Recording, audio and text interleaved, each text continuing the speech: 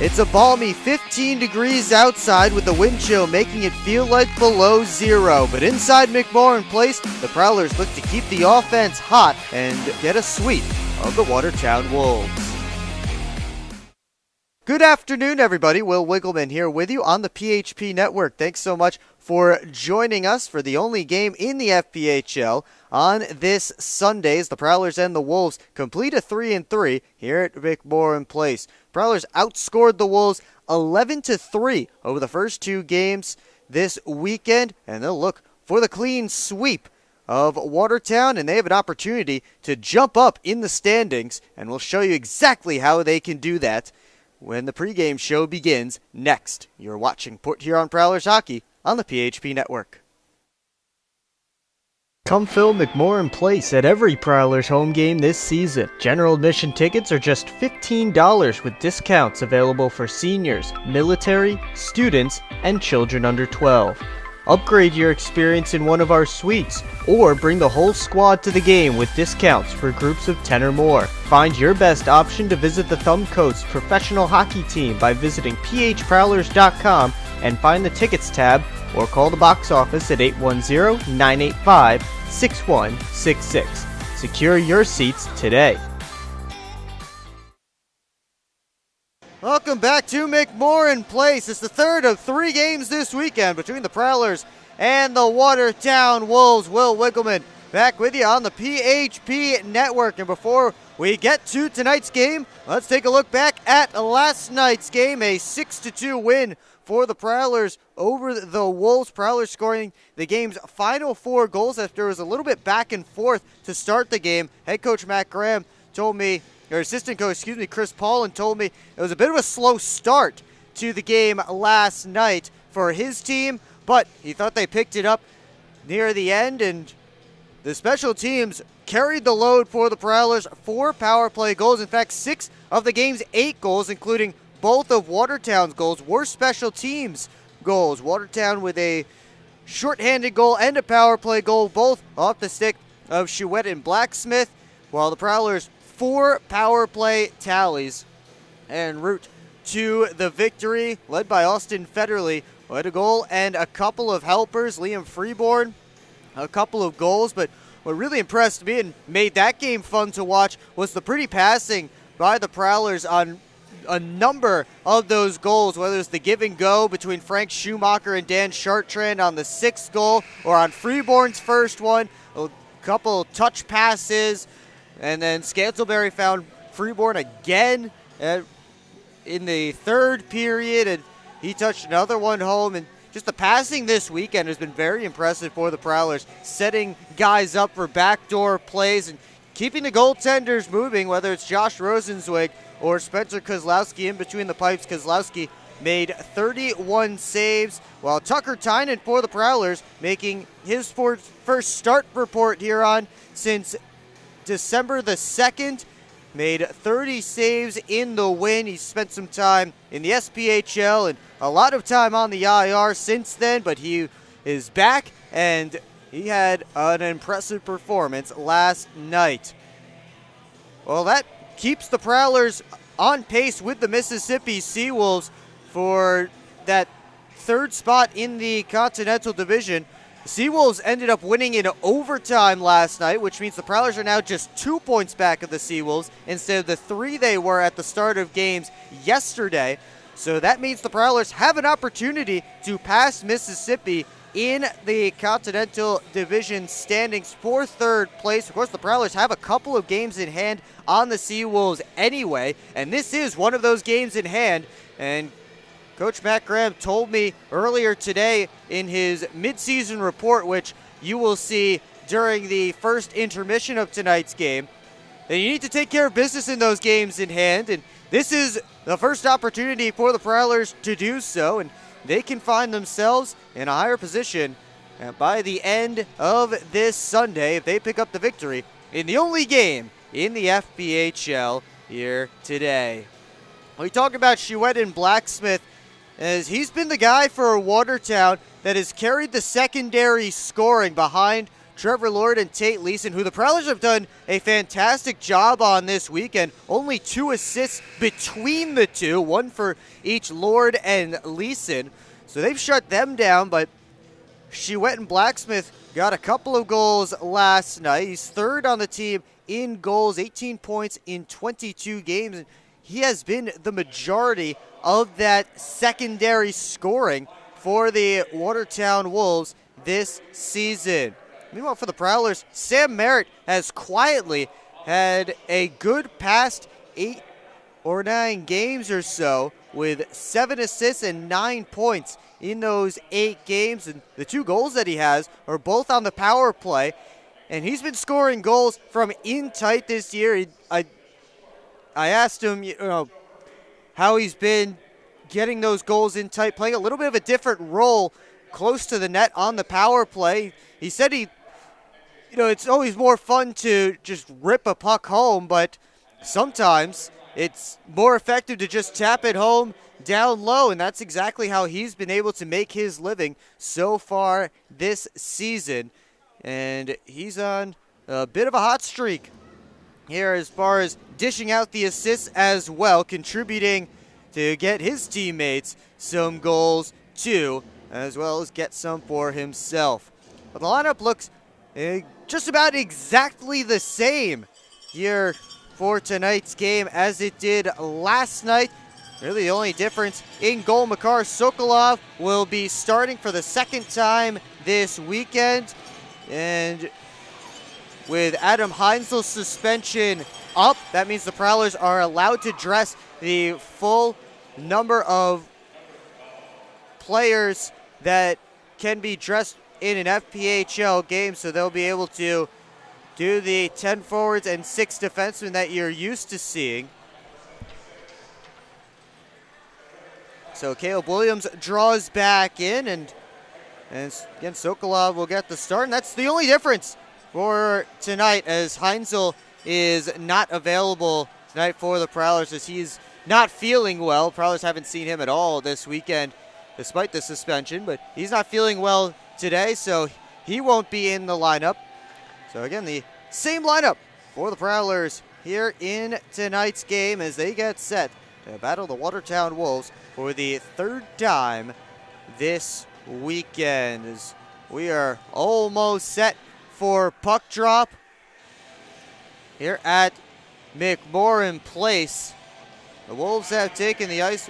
We are waiting for the Prowlers to join them, and we will take you down to ice level for the Port Huron Prowlers starting lineup.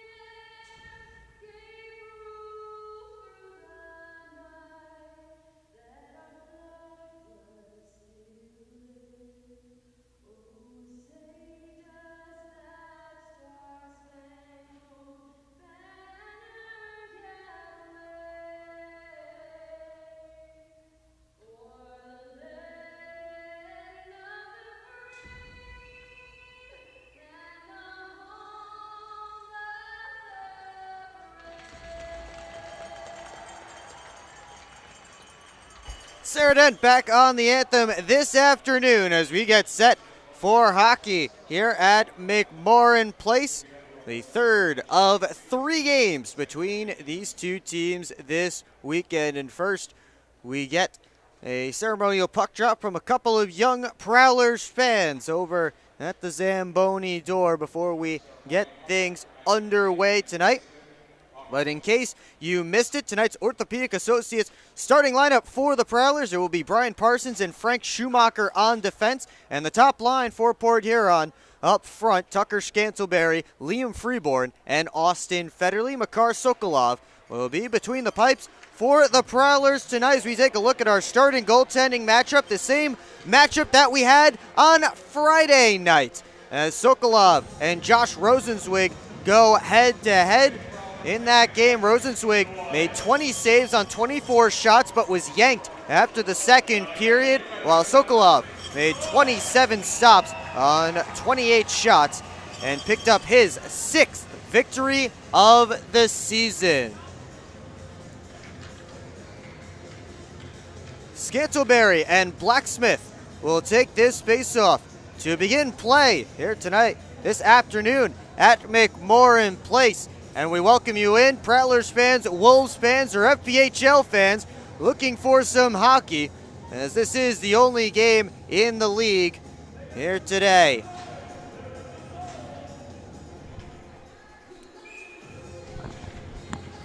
Prowlers took the first 2 games of this 3-game set. They're looking for number 3, and we're underway. Schumacher pushes it up the right wing side. He scored the 6th goal last night for the Prowlers. Plays it up to Freeborn, who had a couple himself. His line mate Austin Federley with a 3-point night last night. And now quickly, it's Tate Leeson on a breakaway backhander, and he scores. 26 seconds in, Tate Leeson gets his first goal of the weekend, and the Prowlers trail for the first time.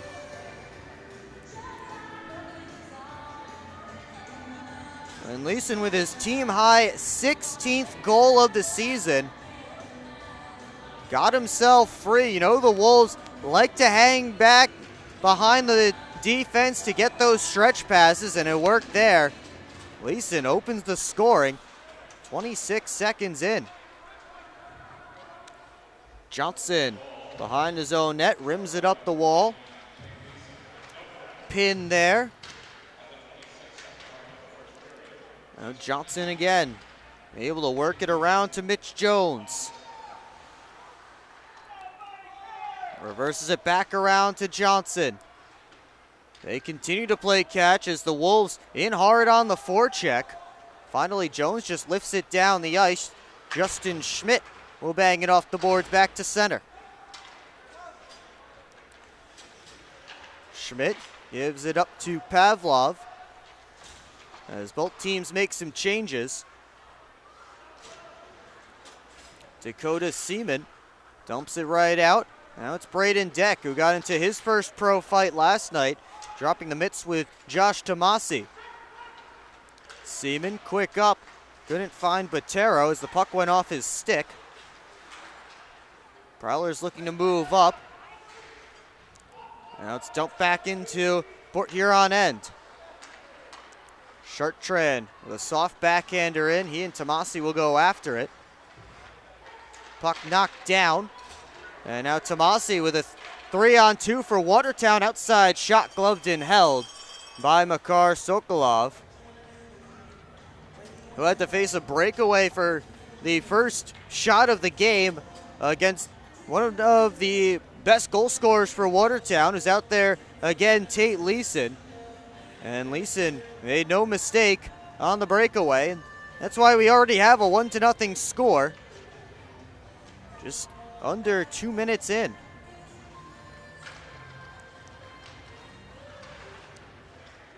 Leeson cycles it deep. Parsons and Mercurio come together.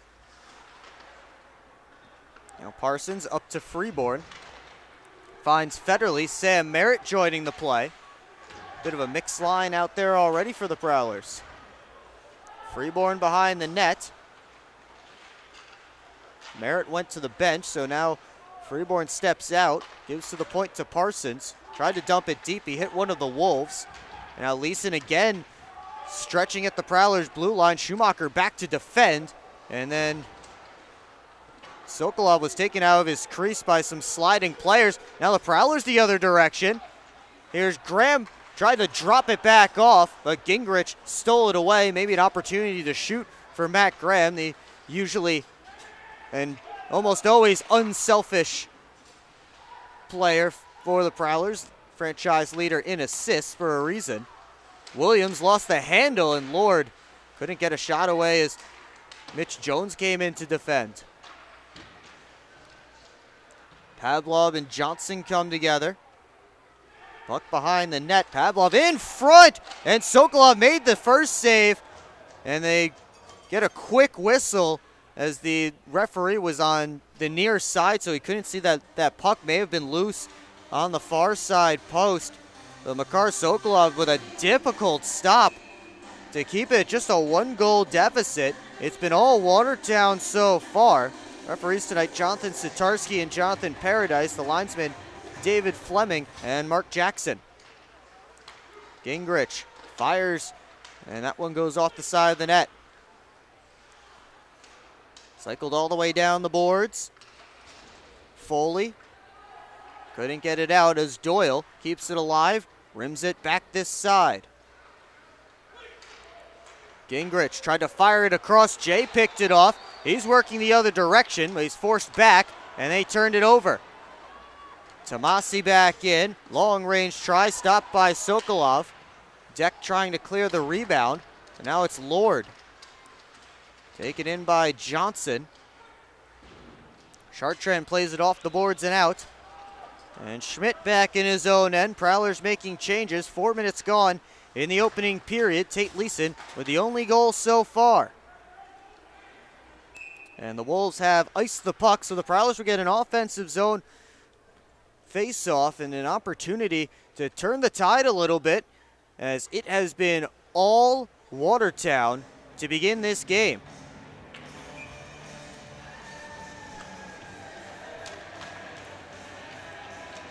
Schmidt turns and fires it out. That will go for another icing against the Wolves and another face-off in Josh Rosenzweig's area.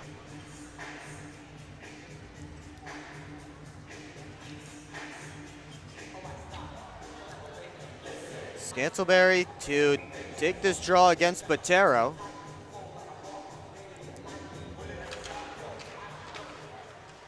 Now Federley cycles it deep. Schmidt and Scantleberry come together. Botero pulls the puck out, but he turned it over. Here's Freeborn to Scantleberry from the outside, and Rosenzweig forced to make a save. And he'll hang on for a whistle and a face-off, and the Wolves will get a change. So will the Prowlers. And Sam Merritt's line out there against the Blacksmith line. Matt Graham will take this face off, but he loses it. That puck knocked down by Leeson, but with the stick above his shoulders. So they'll bring it back.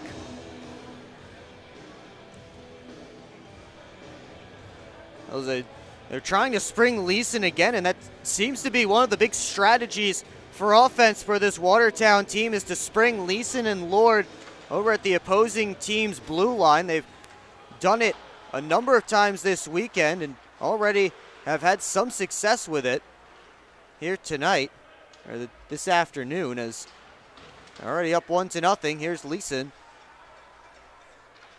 getting it to the point, but good boot got handcuffed by the pass. Sim couldn't get it deep, and now Mercurio looking to work the other way. He was tied up by Parsons. Graham sauces it on towards Sim. That was knocked away. Graham and Henning battling for that puck.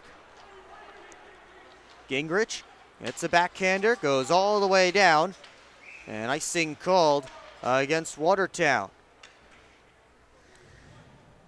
Third icing against the Wolves so far. Bit of a choppy start to this game. will take a timeout. Tate Leeson has the only goal so far. You're watching Port Huron Prowlers Hockey on the PHP Network. I'm proud to serve farmers because everything they do matters. If I could choose one word to describe a farmer, I would say essential. Dedicated. Enterprising. The most creative people. They're providing food for the rest of the world. Some of the qualities I look for when hiring is personality, perseverance, someone that's determined. We want to be able to hire someone that understands what we're supporting, and ultimately that's the grower. Come fill McMorran Place at every Prowlers home game this season. General admission tickets are just $15 with discounts available for seniors, military, students, and children under 12. Upgrade your experience in one of our suites, or bring the whole squad to the game with discounts for groups of 10 or more. Find your best option to visit the Thumb Coast professional hockey team by visiting phprowlers.com and find the tickets tab, or call the box office at 810-985-6166. Secure your seats today. Back here in Port Huron, 1-0 Watertown. 14:40 left to go in the Munger Physical Therapy first period. As the Prowlers trail for the first time this weekend. They scored the first goal of the game in each of the first two, and were able to build leads in both games. Best Watertown could do was tie it last night. This is the first time the Wolves are playing with the lead, as that long-range shot blockered out of play by Sokolov off the stick of Gamzatov. Former Binghamton Black Bear began the season on a 4-game PTO with Binghamton that didn't end up getting renewed, but found a home with the Wolves on November the 17th, and he's been here ever since. That puck drops for Jones, as Scantleberry going to the net, gets it to him, tried to feed it across. That was blocked, as he had Freeborn sliding down the back post. Freeborn now behind the net. Now the Wolves work out. Gamzatov was stifled by Jones. Freeborn across to Scantleberry. He's in, and he shot it wide. What a pass by Freeborn, no looker along the blue line. He tries to find Scantleberry again, but it hits his stick and ends up coming out of the zone. There's Botero all by himself, gets the puck knocked away. That was the best opportunity for the Prowlers so far in this game, although they have iced the puck now, so they'll have to face a defensive zone draw. But Freeborn seemed to know exactly where Tucker Scantleberry was, and to not only make that spinning no-look pass, but to also do it right on the blue line where offsides is concerned and keep it onside. It's a great play there between those two, and unfortunately for the Prowlers, Scantleberry not able to put it home and tie this game. They've shown some chemistry at times this season, Scantleberry and Freeborn, including last night, as Tomasi skates into offensive territory. Outside shot right into the chest of Makar Sokolov, who will hang on for a whistle. So the faceoff will come over to Sokolov's left. Botero and Foley in on the draw.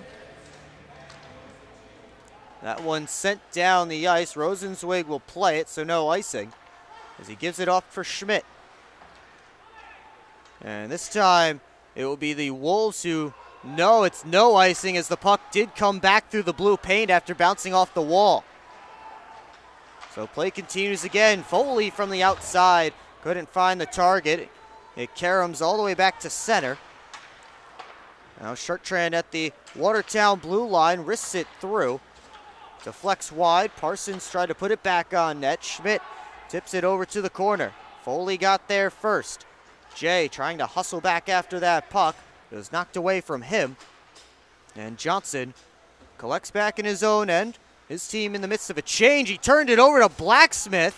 who's looking for a play. He'll take the shot. That was blocked by Merritt, and it drops in the corner. Another turnover by the Prowlers. And Johnson just got hit hard from behind, and Matt Graham will come in to have a chat with Blacksmith. Prowlers were going up the other direction, but Johnson is hurt right now, flat on the ice. As Bridget Smith, the Prowlers trainer, comes out to check on him. Actually, it wasn't Blacksmith, it was Tate Leeson who threw the hit on Johnson, and Leeson will head to the penalty box. As Johnson put a hit on Blacksmith, and then Leeson came in and hit Johnson in turn. I think Johnson may have already been falling to the ice a little bit, but it was certainly from behind, and Johnson crawling now back to his feet, doubled over as he heads over to the tunnel to the dressing room. And certainly there may be discussion here for a 5-minute major, because it is from behind and certainly injury caused. Leeson currently sitting in the penalty box as they have a chat with Prowlers head coach Matt Graham and Wolves captain Dustin Henning.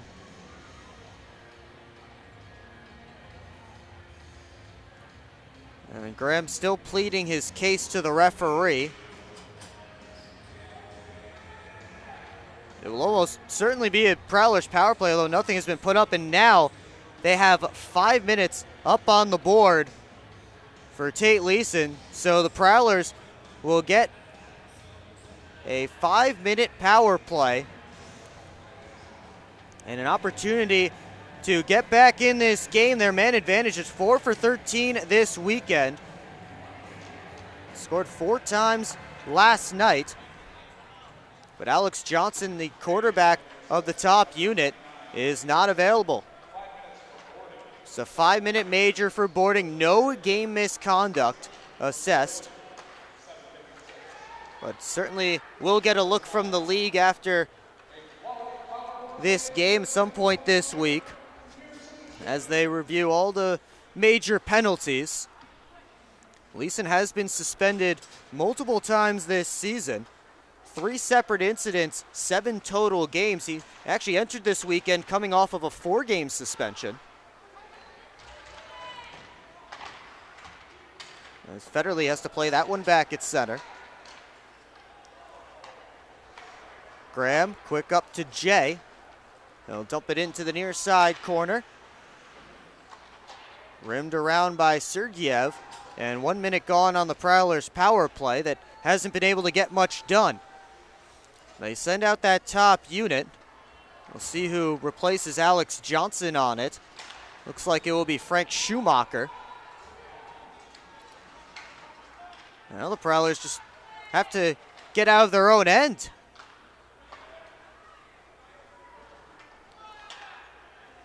And the power play not looking good so far. 3.5 minutes left to go in it. Scantleberry skates in, finds Foley. He'll curl back, but his pass to Jones comes out of the zone. Scantleberry back in, kicks it along. To his side scrum in the corner. Freeborn comes in to help out, and now Freeborn gets it to Jones. Prowlers finally able to set up.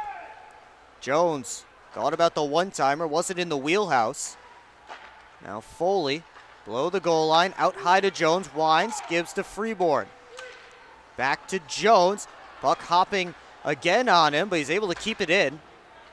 Scantleberry to Jones, touches it along, looking for Freeborn, who will recollect in the corner. 2:45 up to go on the power play as Schumacher let a one-timer rip. That's the first shot of the power play for the Prowlers. They'll have 2:42 left to go in it when we come back. You're watching Put Here on Prowlers Hockey on the PHP Network.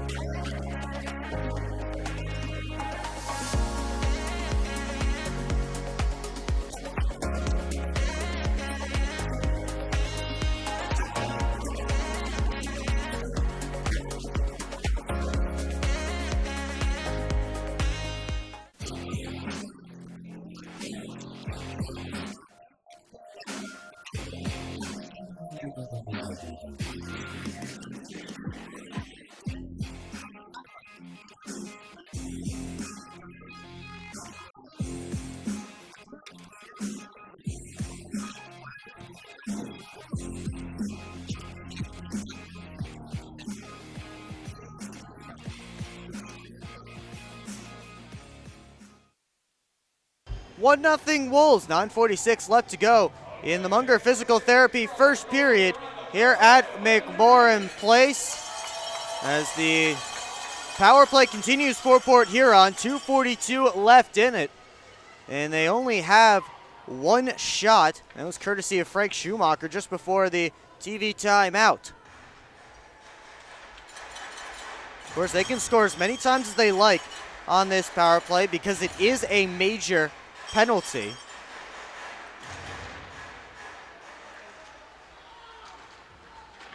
And now Graham pulls it out, but he couldn't get it towards the net.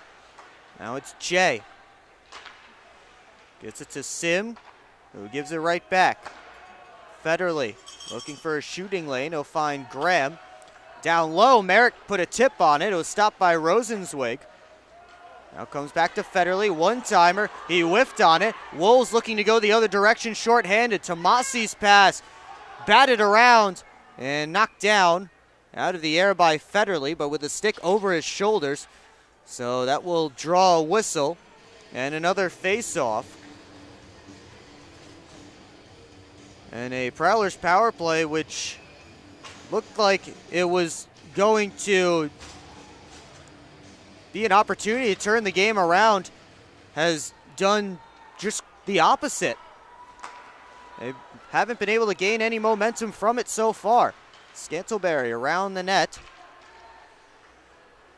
He finds Jones. Now Freeborn. Back to Jones, one-timer. And I think Rosenzweig got a piece. Foley out to Freeborn. Jones, blast! And that one sticks to Rosenzweig. He'll hang on for a whistle and a face-off. Minute 39 left to go on the power play for the Prowlers.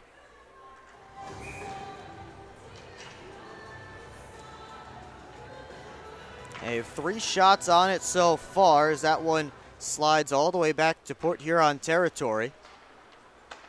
Freeborn touches it in. Foley first on it. Blacksmith comes in to take the puck, but Scantleberry steps in front of him.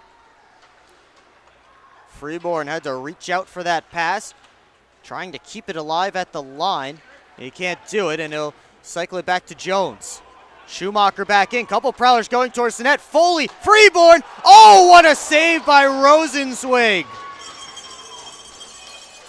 He stretched out the pad, and Josh Rosenzweig robs Liam Freeborn on the 2-on-0. Scantleberry knocked down. Jones with the puck, wrist shot, blocker save by Josh Rosenzweig. And the Wolves get another clear. 43 seconds left on the Prowlers power play. They've had some decent opportunities, but haven't been able to beat Rosenzweig. Merritt gets the red line, gets the offensive zone. Puck bounces to the slot, and it's dumped back out.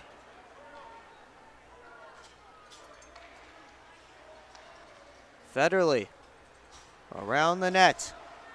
Gives it up to Sim, 15 seconds left in the man advantage. The drop to Jay got their signals crossed. And that'll about take care of the 5-minute major to Tate Leeson. Prowlers unable to score. They got 5 shots, but couldn't do anything with it. And now Leeson out of the box, winds, passes. Oh, how did that not go?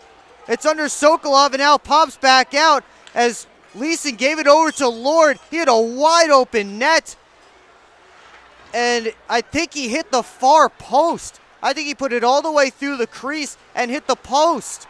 Prowlers the other way. Here's Graham with a backhander off the side of the net, and finally it bounces to Rosenzweig, who will cover up for a whistle and a face-off, and now a little extracurriculars going on in front of the net involving Caleb Williams. But Leeson hopped out of the box right after the penalty expired. He got the puck at a 2-on-1, made a beautiful feed across to Trevor Lord, who had a wide open, yawning cage, and he sent it all the way through and off the far post. Prowlers catch a break as the Wolves' leading point getter unable to put home what would be his team high 16th of the year and pull himself back into a tie with Leeson, who has the only goal so far tonight.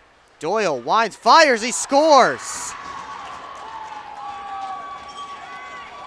A slap shot from the point from Noah Doyle, his second of the year, and that makes it 2-0 Watertown.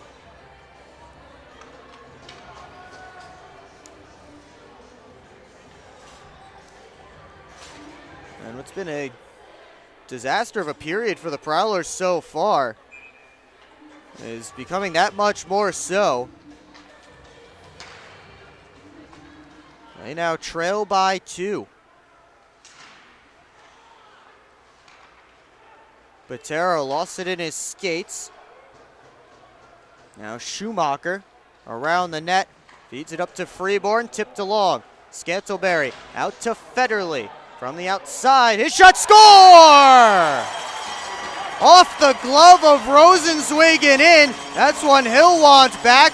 But for the Prowlers, it is their first goal of the game. They cut the deficit in half. After the 3-point night last night for Austin Federley, he picks up his 7th of the year. That one coming just seconds later. Only 22 seconds after Noah Doyle made it a 2-0 game. It's back to a 1-goal contest, courtesy of Austin Federley. And now Liam Freeborn is going up to the dressing room.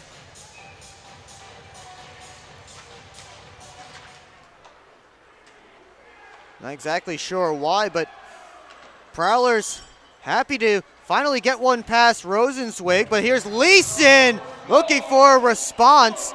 He just couldn't get the shot away, as he may have just got in too tight. Blacksmith, curl and drag, tried the backdoor feed. That was taken away. Scantleberry and Freeborn picking up the assists on the goal by Austin Federley. They dig away on the far side wall. Lofted out. Leeson trying to skate into it. Jones kept him from doing so. Blacksmith turns back up ice.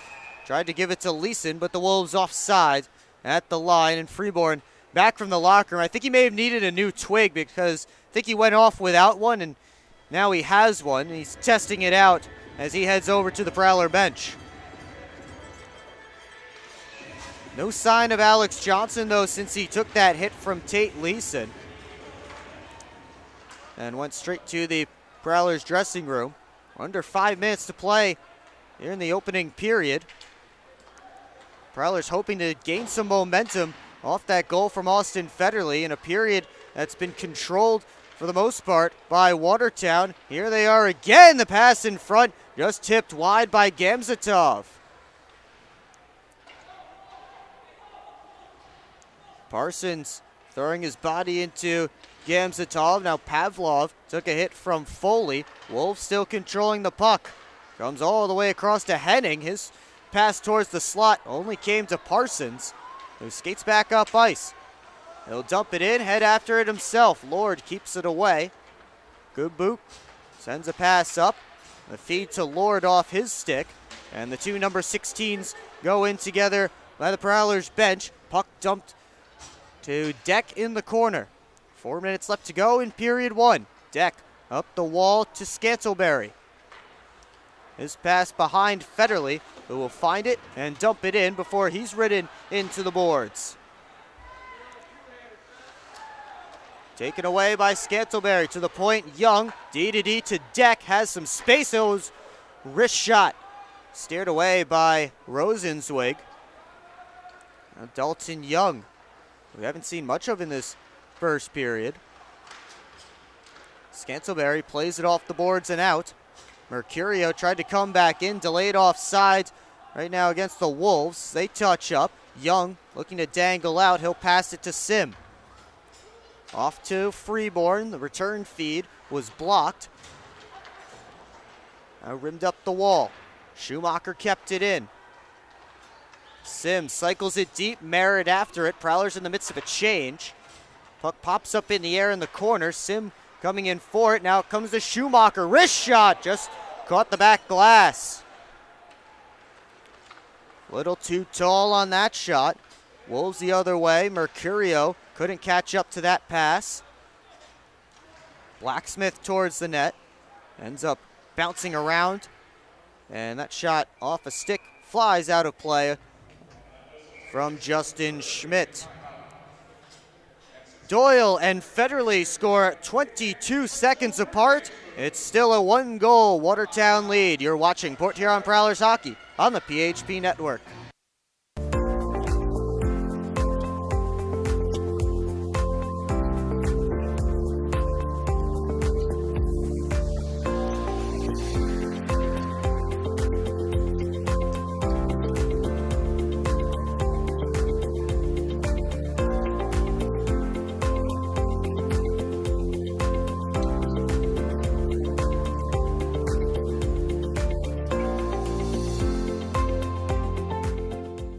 At Hungry Howie's, we're famous for flavor, and this is our Chief Flavor Officer. Every hour of every day, our CFO obsesses over the tastiest ingredients, combining them to create new flavor combinations your taste buds never knew they needed. Until now.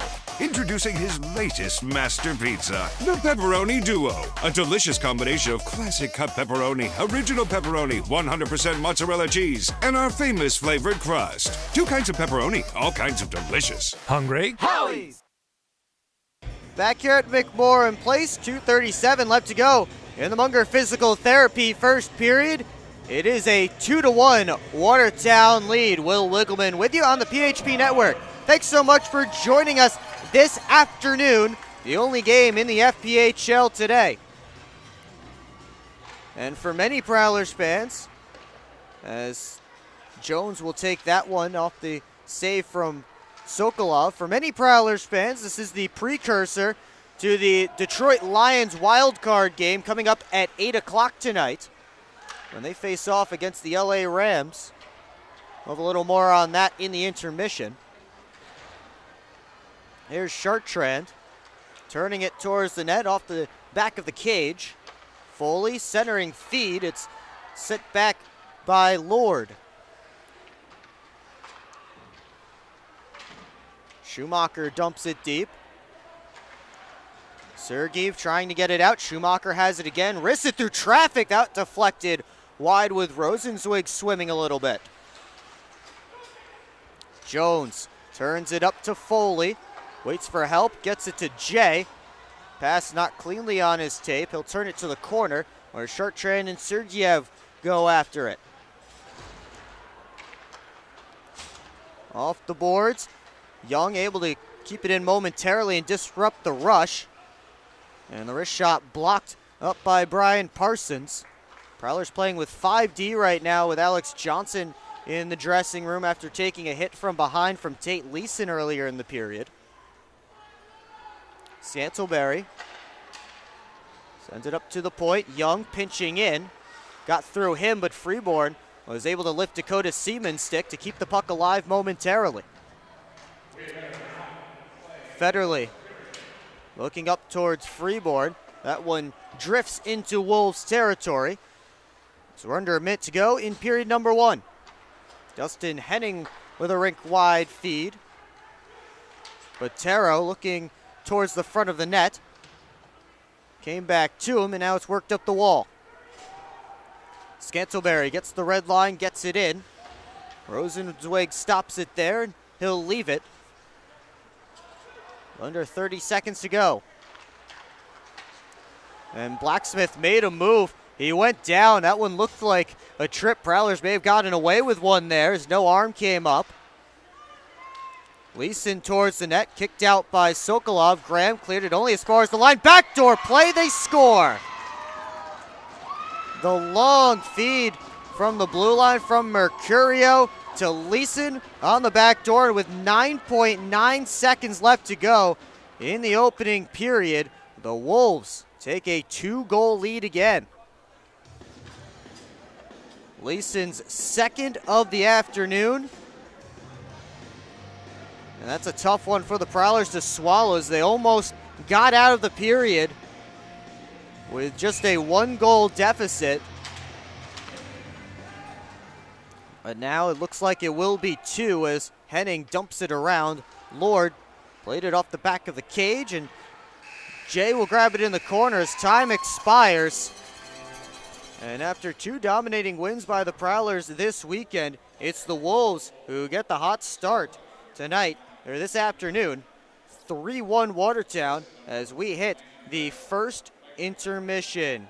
And coming up in it, the midseason report from head coach Matt Graham, as this is the 28th game for the Prowlers, which means we are exactly at the midpoint of the regular season. Also look at some storylines around the FPHL, the out-of-town scoreboard, which today turns into the Michigan Sports Scoreboard with no other FPHL games going on today. And we'll have that and much more coming up in our first intermission report. But once again, here at McMorran Place, 3-1 Watertown. Prowlers won the shots battle 10-9 though in that first 20 minutes, but they trail by 2. Get some new gear for the new year at the Port Huron Prowlers team store. Store features lace-up sweatshirts, mitt stalls, team issue apparel, and more, with new merch coming in all season long.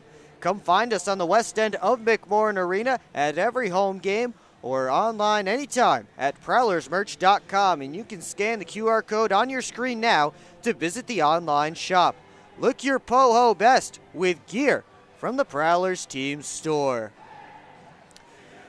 We have hit the first intermission here at McMorran Place, and it's the Wolves with a 3-1 lead over the Port Huron Prowlers. You're watching Port Huron Prowlers hockey on the PHP Network.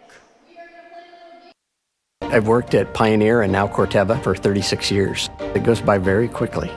This is a pretty noble profession for you're giving back to humanity. Curiosity is so important. I learn something new every day. What's that next challenge that may occur for farmers? You do really feel like you've got an impact on what's coming. I can see how we're making things better. And we have the best solutions for our farmers. And I think we're here to feed and fuel the world. I'm proud to be part of that culture, and I'm proud to be part of the company.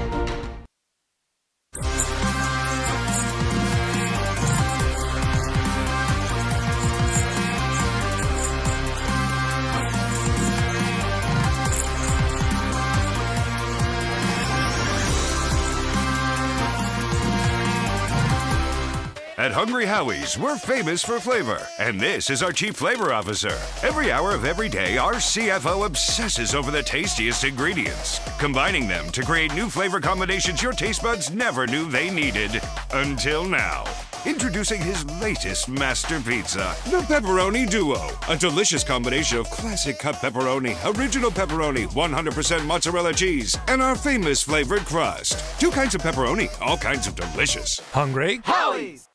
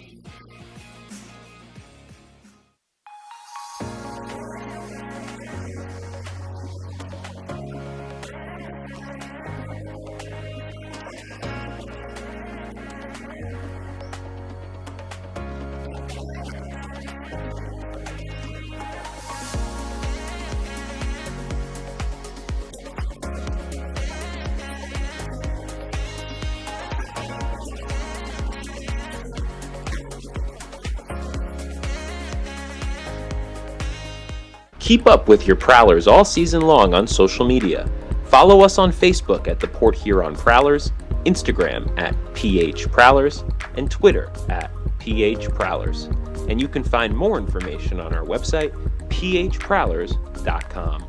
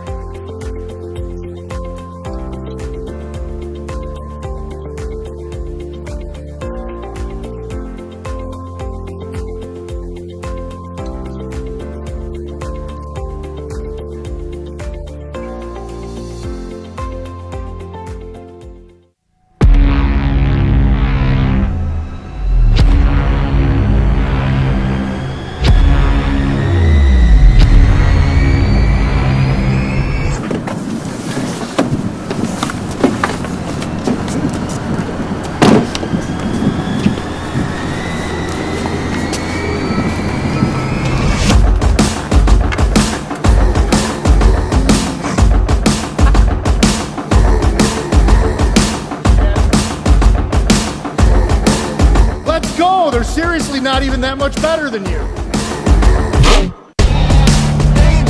Should've just got a ticket from phprowlers.com.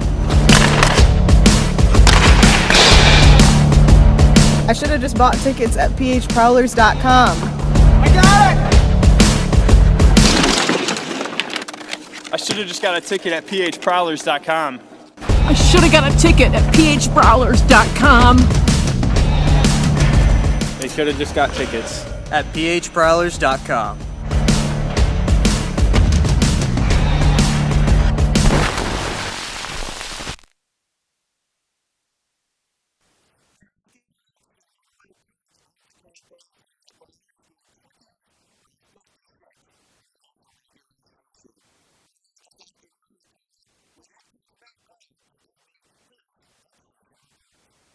We're building still. It's funny, if you asked me that like a week ago, I'd probably have a different answer than today. But I think that the process, we talked about it amongst the staff the other day, that we knew there's going to be a learning curve in it with what we're trying to do and what we're trying to implement here. With our ultimate Goaltending championship, the season so far has had its ups and downs, obviously. I would have liked to have squeaked out a couple wins against some of the top teams in the league, but I've liked our performances and our discipline against teams that are around the same caliber as us or even lower. So I think there's a lot of good things to take away so far and a lot to build on moving forward. What's one thing that you think the team has done well, and one thing that you still think you need to really improve upon? Yeah, so going into the season, we talked about us playing a more disciplined brand of hockey. If you look at probably the past like 4 or 5 years, or ever since I've been here, a lot of teams will just take the best players and roll them out on the ice and try to outskill or out talent the opponent with the players that they have. We talked about here playing a more disciplined brand of hockey. So, taking care of our own zone first, working out from there. I'm really happy with our D zone coverage so far and our discipline in the D zone. We're not cheating. We're not cheating or hoping for offense anymore. We're earning it, starting in the defensive zone. So that's a positive so far. I'm really happy with where we're at in that regard. One thing I would like to improve upon is our O-zone play. I think we could be scoring more than we are. And that's something that we've started to really dive into and dig into here as of late. And, went through a stretch when we first started this where we didn't score a lot of goals for a couple of games, but coming off 2, 5, and 6 goal performances this weekend so far, it seems to be working a little bit. Special teams have been up and down at times this year. The penalty kill is last in the league. How is that area coming to get better as the season moves along? It's funny. I think that if you think about special teams and the power play at least, I'll start with that. So you think about the top teams in the league that have, the highest end talent, and the highest skilled players, right? And you think that their power plays would inherently be the best. I think that we've started to dive into this a little more, special teams power play as of late. And it's been clicking. Obviously the addition of Jonesy has been huge to that. We have a one-time threat now on the right side of the ice. It's opened things up for other areas as well. We've been clicking as of late, and it's shown. I think we're like 5th in the league, right? I think is what you said last night. Yeah, I think there's still room for improvement on that. Just like our ozone play, we can still build and look to improve that area of our game. Penalty kill. If you asked me what our roster build-up was at the beginning of the year, I'd say we had 9 or 10 penalty killers on up front as forwards, and that's that kind of just goes hand in hand with looking for detail-oriented players that are going to work hard, have good stick detail, and good positional play. I think with that, obviously, our penalty kill is not where we would like it to be ranking-wise, but we've gotten down the structure of what exactly we're trying to run, how to get in shot lanes, where to be, and now we've started to activate some triggers into that too. Some of the other teams in the league, not to speak on them, but we've taken some things away from them. They're pretty aggressive on the kill. We've been pretty passive on the kill thus far, so now we're trying to we got a good foundation in place right now, so we're going to build upon that to make our unit more aggressive. And I've looked for our, maybe not our full season PK rank to go up, but as of late, I would say our PK percentage has gone up significantly based off over our last 10 games or so. You mentioned Mitch Jones is now that one-timer threat on the power play, but overall, bringing in a guy with that kind of resume that he has, what has that done to help your back end? Yeah, he's been obviously a huge addition. Anyone that you can add to your roster with that caliber of talent and skill and the resume that he has, you're going to look to add those guys when you can. But more importantly than that, he's been good to the guys in the room. He's been a good teammate. He's a local guy, so he's I've known him for a few years now, so it's great that it's been able to work out so far, and we look to keep having him. We're excited to have him. We think he'll be a huge addition down the stretch here, and moving into the playoffs too. Sitting 4th in the division right now, where do you see this team come April and the end of the regular season? Yeah, our goal was for home ice in the first round of the playoffs, right? So, some would say that it's a 2-team race up top. But we got to worry about ourselves in here and worry about the games that we have to play coming up and just take care of business on our end. Our goal is still, one of the top 2 spots in the division. I think we have a couple games at hand over Mississippi. So as long as we take care of business, we're sitting at 3rd. We can still look to climb and look to excel. We have some big weekends come down at the end of the season, like one specifically that we're looking forward to is when we play Columbus, Binghamton, Columbus, right? That'll be a big test for our group here over the next month and a half or 2 months.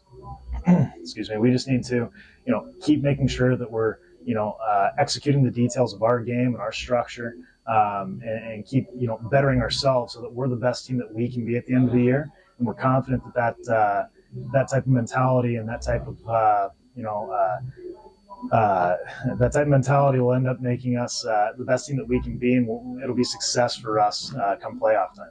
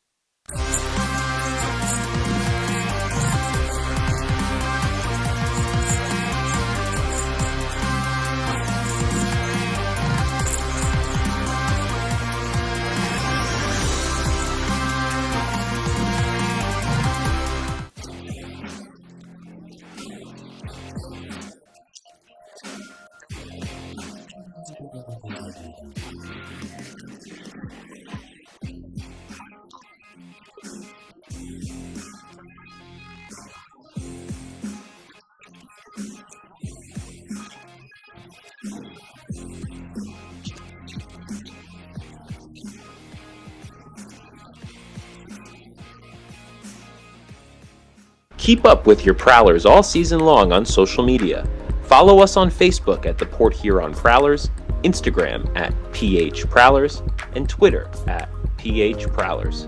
And you can find more information on our website, phprowlers.com.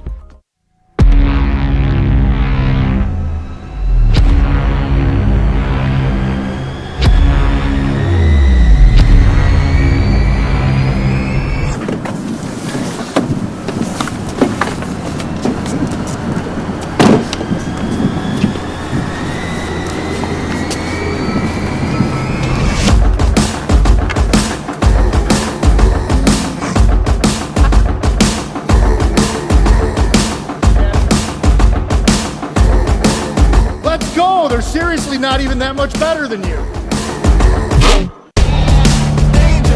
Should have just got a ticket from phprowlers.com.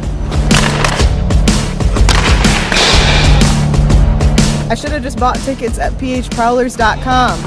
I got it! I should have just got a ticket at phprowlers.com. I should have got a ticket at phprowlers.com.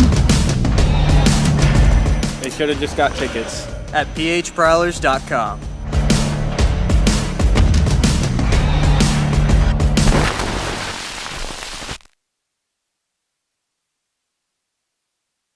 Back here at McMorran Place, we're just wrapping up the first intermission. It's the Wolves with a 3-1 lead on the Port Huron Prowlers. Will Wiggleman back with you on the PHP Network. Thanks so much for joining us tonight. And before we talk about that opening period, let's take a look at the Michigan Sports Scoreboard. Of course, the big game tonight is the Detroit Lions in the wild card hosting the LA Rams. That one at 8 p.m.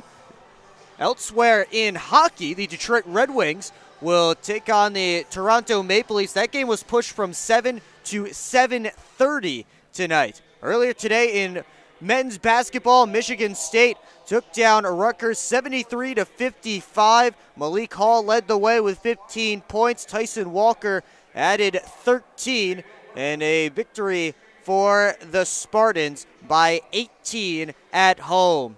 The women's team will be tipping off in just moments as Moira Joyner leads the Spartans against the number 17 Ohio State on the road after Joyner had 20 points in the 74-69 win over Maryland back on January the 9th. And they are just about to tip off down in Ohio. And of course here, the Prowlers trailing the Wolves by a score of 3-1. Take a look at some storylines around the FPHL. And we start in the Empire Division, where yesterday the Binghamton Black Bears became the first team in the league to 60 points this season after taking down the Danbury Hat-Tricks 4-1, and they earn the road split and pick up 4 of a possible 6 points. Blake Wyrick activated from the IR. Joe Shepard headed to the IR as the Seawolves switching around some goaltenders. Wyrick was the backup last night as Mississippi swept the Zydeco at home. And the Seawolves sit 2 points ahead of the Prowlers. And if the Prowlers can make a comeback here and get the victory, they'll be able to jump into third place in the Continental Division. And take a look at the PHP Network trivia question. Prowlers looking for the 3-game sweep of the Wolves this weekend. We want to know, when was the last time the Prowlers swept a 3-in-3? Put your guess in the comments section and we will get you the answer before the start of the third period. Of course, the Prowlers with some work to do if they are to sweep this 3-in-3. Hopefully a strong message in the locker room from the coaching staff, and we'll see how the Prowlers come out here in this period. Josh Rosenzweig getting set at the top of his crease over to our right. He made 9 saves on 10 shots in the opening period. Makar Sokolov in the goal crease to our left as he made 6 saves on 9 Watertown shots in the opening 20 minutes. Tate Leeson, of course, the story so far offensively. He has 2 goals, including that one with 9.9 seconds left, a backbreaker for the Prowlers. That puts them back down by 2 as we get set for the start of the middle 20. Evan Foley's line will begin this one against Shuetin Blacksmith's line. And we are underway here in period number 2.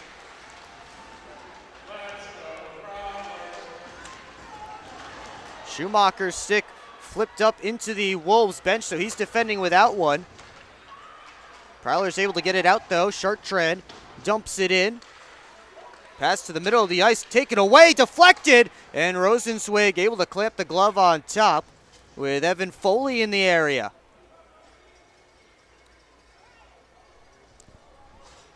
So quick first opportunity for the Prowlers. Shut down by Rosenzweig. And now Port Huron will get the top line out there.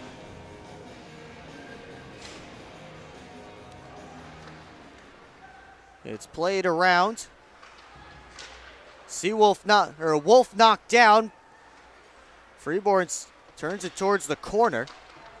Now Blacksmith plays it away. Here's Federley trying to muscle off Henning with a steal by Freeborn, but this pass out of the reach of Tucker Scantleberry.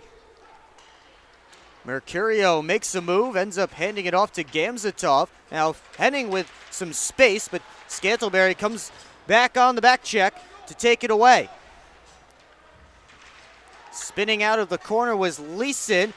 Tried for the shot himself, but Sokolov got the paddle down to poke it away. Lead pass almost taken away by Lord. It ends up deflecting to Federley, who dumps it around.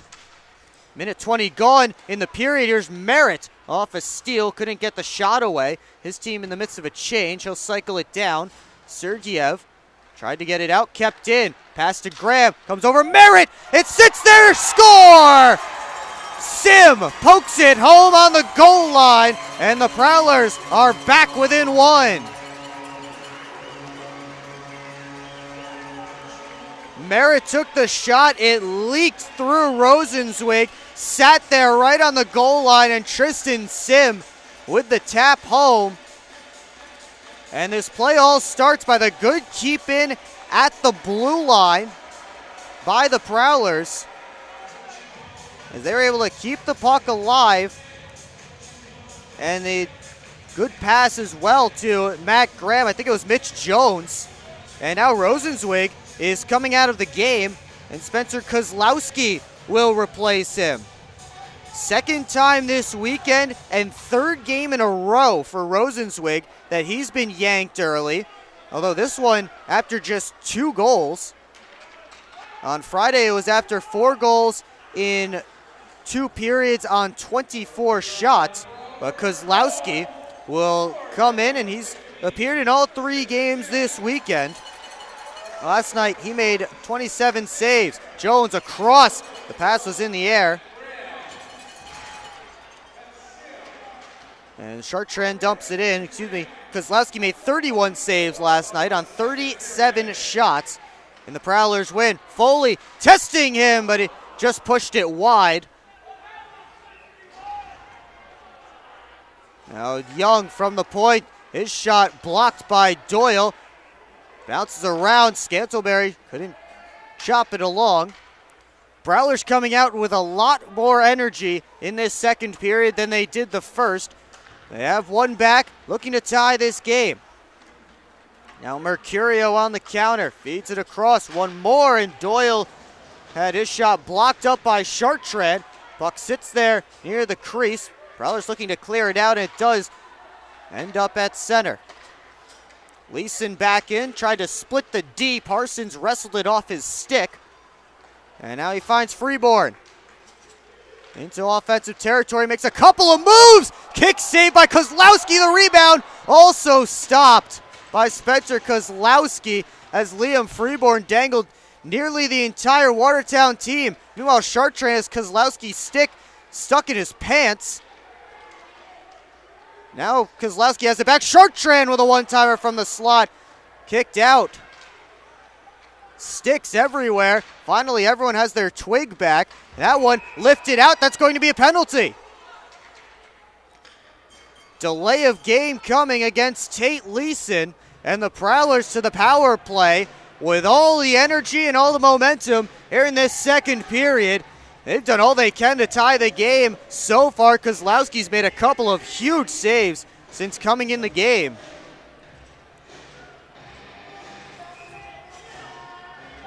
And a much different Prowlers team walked out of that dressing room to begin this second period than the first.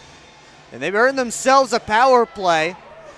They are 0 for 1 on the man advantage so far, but that was a 5-minute major that they're 0 for 1 on. They'll get a second opportunity, this time for just 2 minutes. Sim, the recent goal scorer, gives it to Jay. Now Federley walks, finds Jay again, seam pass, looking for Graham. He'll settle it down. Federley back to Graham. Sends it across, looking for Sim. It hit his stick and bounces to the corner. Sim again, up to Jay. Over to Federley, 30 seconds gone on the power play.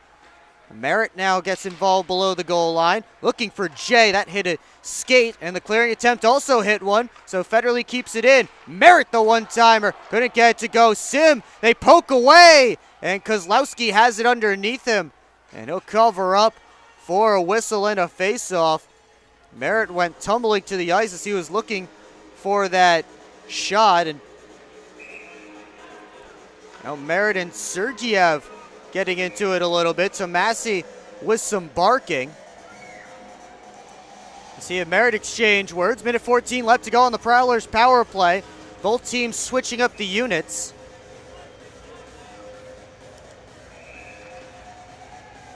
Frank Schumacher still in Alex Johnson's spot on this power play. Again, we have not seen Johnson since he took that hit back in the first period. Jones gives it up to Foley. Now Freeborn at the top. Over to Jones, touches it back. Jones switches over to the near side. As Scantleberry goes around the net, gives it to him. Freeborn at the top. Over to Schumacher with space. He'll find Foley in front. It's underneath a Wolf. Kozlowski trying to cover. They dig away. And finally, it's blown dead.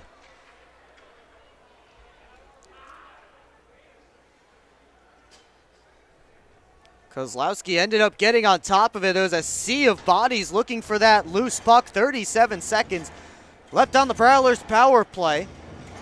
Currently being credited with one shot on it.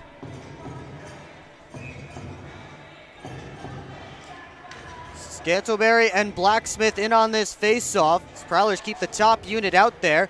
Jones moves to Freeborn. He'll find Jones again. Foley touches it back up high. Freeborn walks, finds Jones, winds, looking for Foley. It hopped up on him. Foley has it again. Waits in the corner. Jones at the top with 15 to go in the power play. Jones thought about the one-timer. Now he'll walk, give it to Foley. Final seconds ticking off the power play. Schumacher from the outside. Played it off the side of the cage. Scantleberry looking for Jones. That was poked away just as the penalty expires, but comes all the way to Sokolov. He'll rim it around. Foley able to work back in.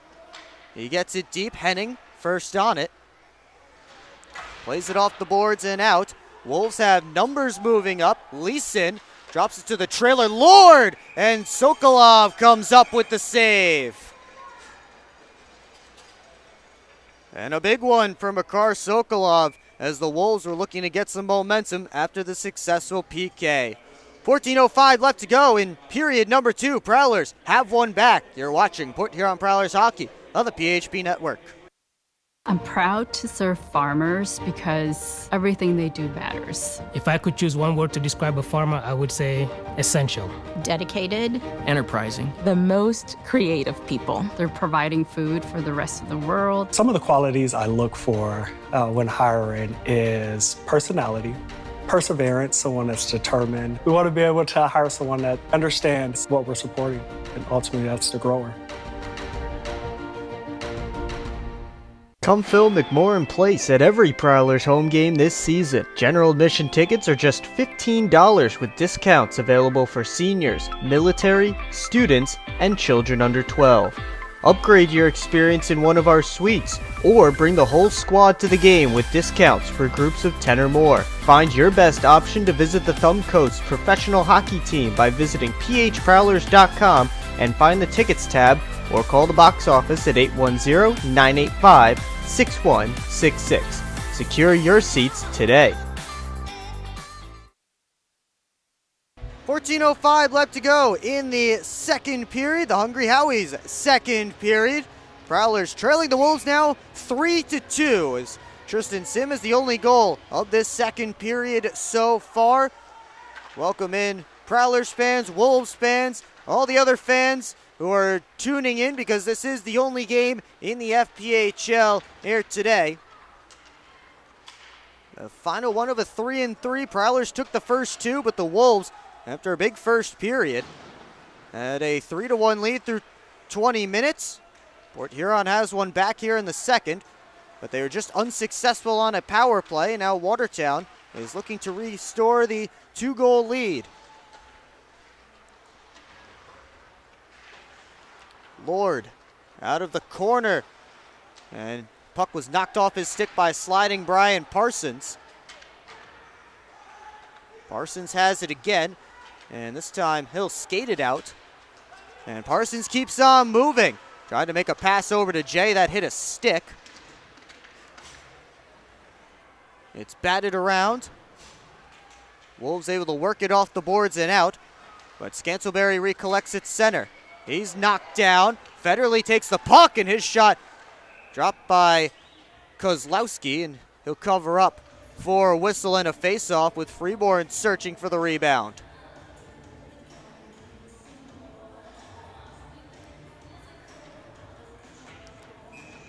So the face-off will come to Kozlowski's left.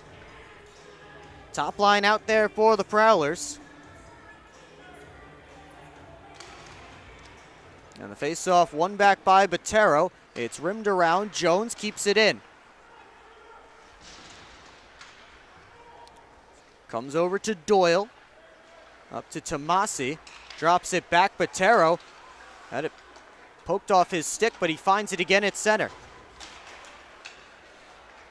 This time it's given away to Schumacher, who makes a nice move to get in. His try kicked out by Kozlowski. Schumacher still battling in deep. Now Doyle knocks down that pass. He'll look to head up ice. Scantleberry steals it away. Tried to make a pass. Sim stepped into it and fired it wide. And now Doyle sends it down the length of the ice, and that will be icing against the Wolves. With a few ticks under 12 minutes to go here in the second period. And again, this has been a much different looking Prowlers group here in the second than in the first. They've come out guns a-blazing. They're up on shots right now, 7-4 in the period, 17-12 for the game. Parsons with a wrist shot blockered by Kozlowski with traffic in front. Merritt takes Gingrich into the boards. Graham knocked down. Puck comes out for it's spiked right back in. Gingrich rims it up the wall. That pass got through its intended target. Parsons hustling after it, icing waved off. Foley comes back to help out. Henning plays it in his skates. He lost an edge, And Graham will start an attack for the Prowlers. Sent it right through the crease. It ends up on Henning's stick as the Prowlers were in the midst of a change. Mercurio had it poked away from him as he was trying to make a move towards the net. Now Henning sent it towards the cage. Hit some traffic in front. Mercurio out top to Henning. D to D. Good boot. Had his shot blockered by Sokolov. Prowlers able to bat it back down. Henning first on it. Chartrand in on the forecheck. Henning able to backhand it out. Now the Wolves look like they have numbers. Couple of moves by Blacksmith. And Sokolov kicks out the pad to shut him down. Best chance of the period for Watertown so far. And this time they're offside at the line. The clock says 11:41. My clock says 10:26, and unless somebody in the comments section wants to correct me, it was ticking the whole time, and now they correct it to 10:26. I guess there may have been an issue with the clock here at McMorran Place. It's ticking now. As Scantleberry works in, his shot knocked down by Kozlowski and cleared the length of the ice, so that will be an icing against Watertown with 10:04 left to go in period number 2. Prowlers still looking for the tying goal. Spencer Kozlowski has come in since Rosenzweig gave up the second goal. Again, third straight game that Rosenzweig has been yanked, although this time after just 2 goals, which is a little bit surprising to me. I don't think you rarely see a coach pull a goaltender after 2 goals, especially if the second goal came in the second period. But that's what head coach Brian Verbeek did, as Pavlov was stonewalled at the blue line, so he retreats all the way back into his own end, and Freeborn steals the puck. Couple of players spin to the ice as Federley's outside shot is gloved by Spencer Kozlowski. And we'll take a timeout. Still 3-2 Wolves with 9.5 to go in period 2. You're watching Port Huron Prowlers hockey on the PHP Network.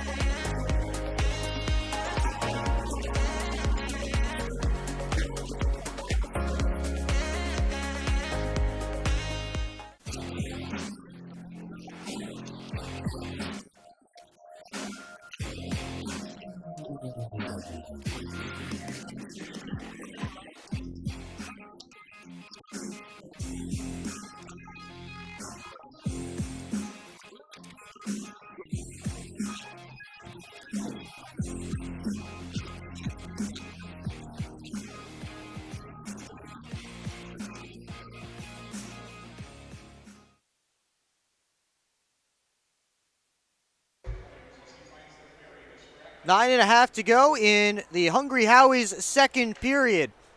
Prowlers still trailing the Wolves by 1, but pushing for that tying goal.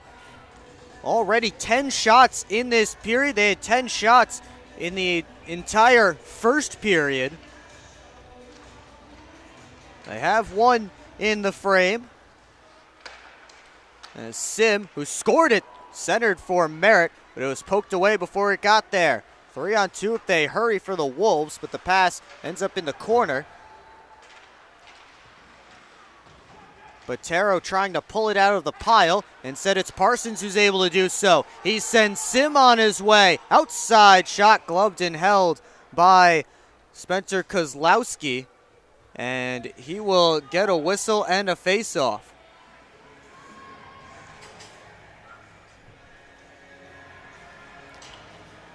The Prowlers will get another offensive zone draw, but Another rush there for Port Huron.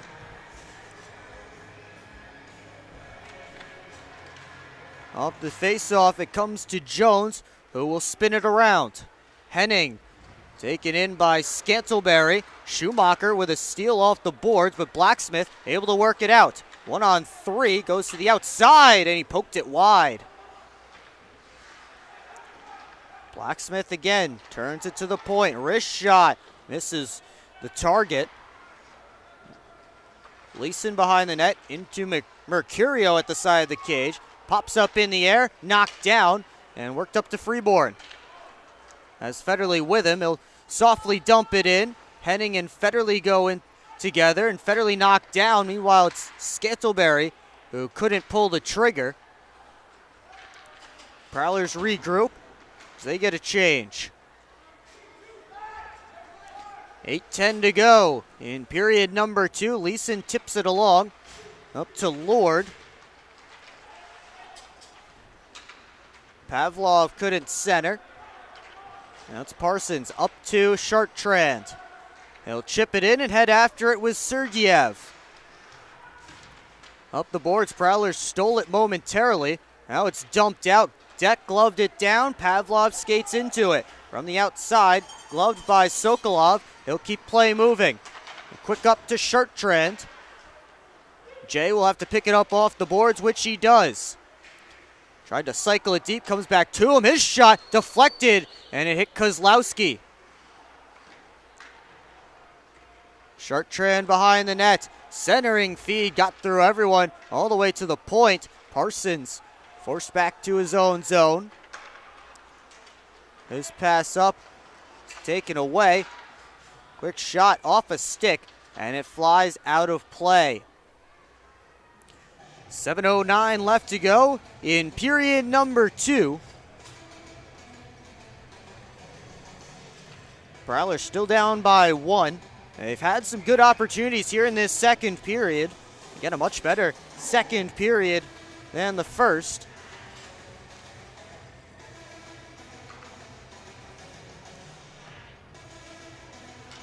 Off the face-off, tied up, and comes to Young. Lead pass looking for Sim. It ends up bouncing to Doyle. Doyle will skate in, knocked off his stick. Recovered by the Wolves. Shot knocked down in front, ends up in the slot where Graham rescues it. Lofting pass towards Sim, couldn't knock it down. He's the first one on it in the corner though. He and Gingrich come together. Merritt pokes it along. Graham looking to go back towards Sam Merritt. Doyle in there as well. Graham gets it to the point to Schumacher. Down to Graham. Trying to turn the corner. A slide down low. Sim takes the shot, and that hits something and slips wide. May or may not have been Kozlowski that it hit. Wolves have iced the puck, and they'll have a tired group out there for this face-off. Down in Kozlowski's end.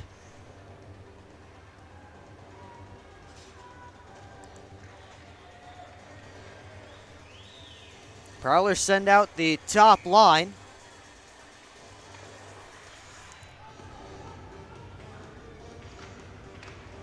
And off the draw, it comes back to Lincoln Gingrich. He's knocked down by Scantleberry, who had his stick tied up. He's able to get it back. All right, a reverse feed to Freeborn. Seaman was right on him.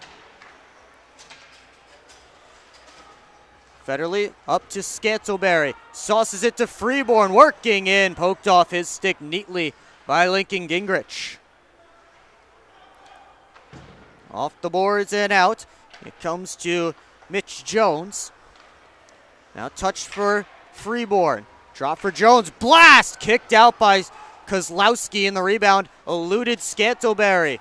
Home run pass finds Leeson. He drops it up to Blacksmith, but a good play by Parsons. They get the stick on Chouette and Blacksmith. Icing waved off the other way as Good Boot backhands it around to Henning.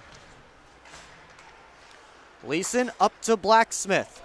Into offensive territory. He's shoved off by Deck. And a tripping call coming against Braden Deck. So the Wolves will get their first opportunity on the power play. With 5:10 to go in period number 2, and an opportunity to regain the 2-goal lead.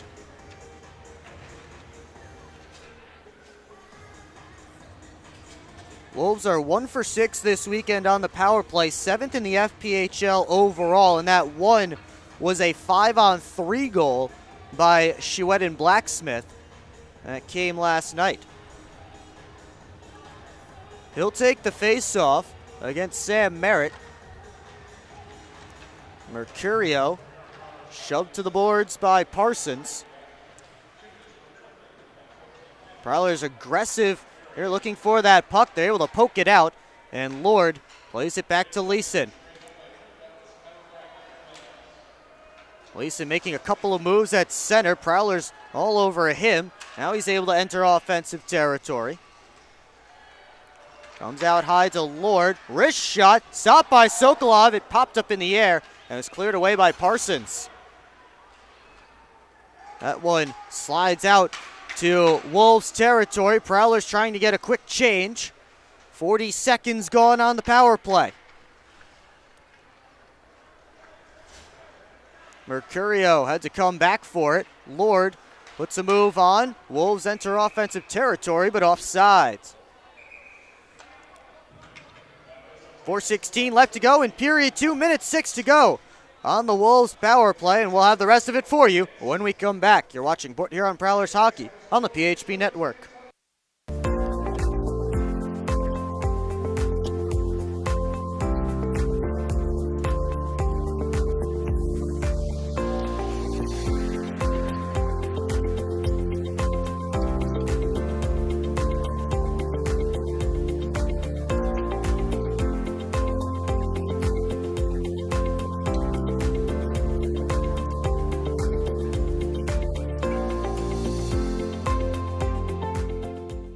At Hungry Howie's, we're famous for flavor, and this is our Chief Flavor Officer. Every hour of every day, our CFO obsesses over the tastiest ingredients, combining them to create new flavor combinations your taste buds never knew they needed. Until now. Introducing his latest master pizza, the Pepperoni Duo. A delicious combination of classic cut pepperoni, original pepperoni, 100% mozzarella cheese, and our famous flavored crust. 2 kinds of pepperoni, all kinds of delicious. Hungry? Howie's! 4:16 left to go in the Hungry Howie's second period. Prowlers trailing the Wolves 3-2, and they still have 1 minute and 6 seconds of power play time to kill off.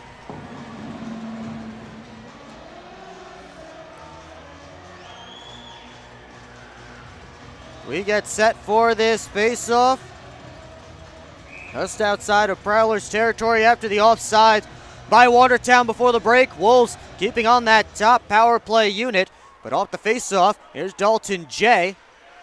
Poked off his stick by Lord. Now it's worked up to Leeson.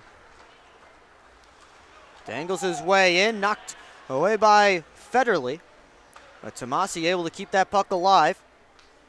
Blacksmith in the corner. Federley right on him as they battle for it.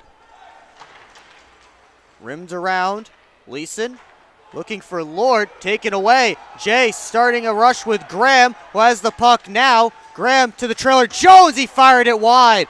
And then Jay tried a backhander that was eaten up by a stick, and it flies out of play as Mitch Jones was just looking for that short side, but he couldn't find it.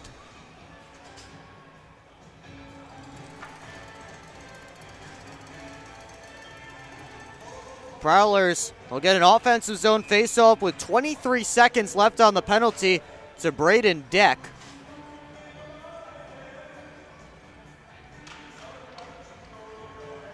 And off the draw, Schumacher gives it up to Foley at centers. Port Huron just wastes some time trying to kill off the final seconds of this power play for Watertown. But now they'll go right back to the box. As Schumacher took down Blacksmith behind the play. A slash is the call against Frank Schumacher, so it'll be 5-on-3 for 6 seconds, and then a minute and 54 seconds of power play time for Watertown. I didn't see it exactly, but not at all what you want if you're the Prowlers. It's off the draw, it's tied up. Federle finds it, he backhands it down, and Deck steps up out onto the ice. So 5-on-4 for the next minute 45. Lord backhands it up to Blacksmith. Leeson to Lord. Over to Doyle. Mercurio touches it back to Lord, gets it back. Mercurio's shot held on to by Makar Sokolov. And really the testament of a team that doesn't have a ton of depth is the fact that this power play unit was out there for essentially the full 2 minutes of the last man advantage, and they start this one as well, with the exception of Doyle in for Tomasi. Prowlers tried to get a late change in, but Scantlebury will have to head back to the bench and Merritt to the face-off circle.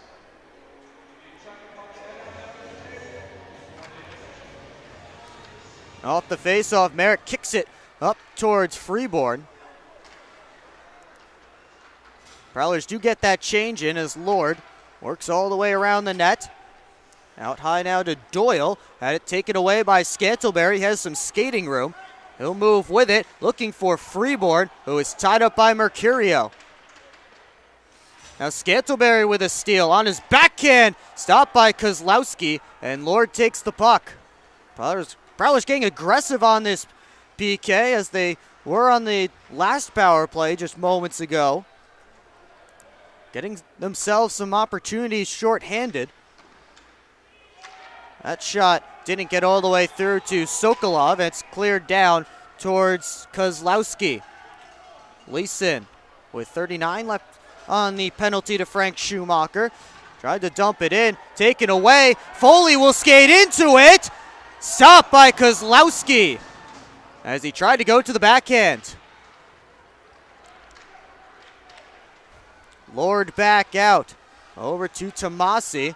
I'd love to see how long this shift has been for Trevor Lord. Wrist shot, knocked down in front, they score!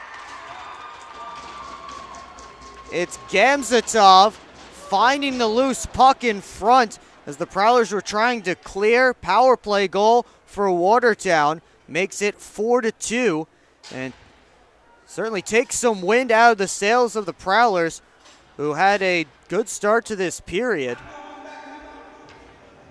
Now Brian Parsons doubled over, heading to the Prowlers bench. Port Huron already down a defenseman after Alex Johnson took a hit from behind from Tate Leeson in the opening period. For Gamzatov, his 6th goal of the season. That restores the 2-goal lead for the Wolves. Deck dumps it in, delayed offside, as Sergeyev works it out. Tried to make a move, puck hopped away from him, but he has it back. Dumped around. Young tried to play it out. It was knocked back in, but now Young will skate into it. 2-on-2 rush. Young with a blast. That hit Kozlowski's stick and knocked it out of his hands. He's now working with a player's stick, but the Wolves came out. Kozlowski hasn't gone to get his goal stick yet, as the puck is battled for at center. Seaman dumped Federle. Jones back in, looking for Scantlebury on the pass. 30 seconds left in the period. So that one fired the length of the ice, and Schumacher will skate back to get the icing. 23.7 seconds to go in the second period. Prowlers were looking for a penalty in the neutral zone on that sequence. But now they will set up for a face-off deep in offensive territory. Scantlebury and Blacksmith to take it. And can the Prowlers turn the tables and get a late goal like Watertown did at the end of the first? Schmidt sent it up towards Tomasi. Comes all the way down, icing waved off. Jones looking to fire up one last rush. Scantlebury with 8. Shot from the outside was blocked away. And Leeson won't have enough time. And after 2 periods of play, the Wolves still with a 2-goal lead. One goal apiece for each team in that second frame. It is 4-2 through 40 minutes. Shots on goal in that period favoring the Prowlers 16-9. They're up 26-17 on shots on goal for the game. But they do trail by 2 heading into the third. Coming up in our second intermission, we'll chat about this game so far, the first 40 minutes and what it's looked like. We'll also take a look at the Prowlers' upcoming schedule, the Michigan Sports scoreboard, and much, much more. And it's all coming up for you here on the PHP Network. But again, the Prowlers trailing the Watertown Wolves 4-2 through 40 minutes of play as they try to sweep the Wolves in this 3-game series. They took the first 2 and now trying to take the third one, but they'll have to come from behind and they'll need a big third period to do it. And we'll show you that third period no matter how it goes right here on the PHP Network. Secure your seats for the Prowlers' next home game as they host their I-94 rivals, the Motor City Rockers, on Saturday, January 20th, with puck drop at McMorran Place scheduled for 8 p.m. It's also Mitz's birthday and Silver Stick Night. Tickets are available online at phprowlers.com/tickets, by phone at 810-985-6166, or by scanning the QR code on your screen now. It's online at phprowlers.com/tickets, by phone at 810-985-6166, or scan the QR code on your screen now to experience Prowlers hockey live and in person at the Old Bar in McMorran Place the way it was meant to be enjoyed. And that should be a battle if we learned anything over the New Year's Eve weekend in that 3-3 that ended with Trevor Babin and Dan Chartrand dropping the gloves. So that will certainly be a great game, so be sure to come out for that. And again, it's an 8 p.m. start, our Silver Stick game, Mitz's birthday, so much celebration for next Saturday, January the 20th. We'll take a break, and when we come back, we'll chat about those first 2 periods and get you set up for the third. You're watching Port Huron Prowlers hockey on the PHP Network. I've worked at Pioneer and now Corteva for 36 years. It goes by very quickly. This is a pretty noble profession where you're giving back to humanity. Curiosity is so important. I learn something new every day. What's that next challenge that may occur for farmers? You do really feel like you've got an impact on what's coming. I can see how we're making things better. And we have the best solutions for our farmers. And I think we're here to feed and fuel the world. I'm proud to be part of that culture, and I'm proud to be part of the company.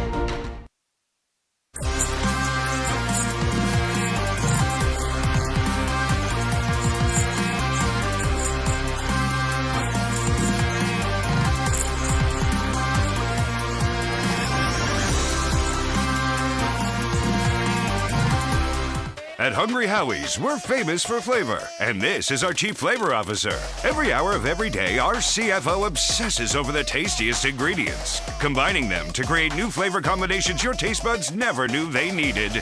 Until now. Introducing his latest master pizza, the Pepperoni Duo. A delicious combination of classic cut pepperoni, original pepperoni, 100% mozzarella cheese, and our famous flavored crust. 2 kinds of pepperoni, all kinds of delicious. Hungry Howie's!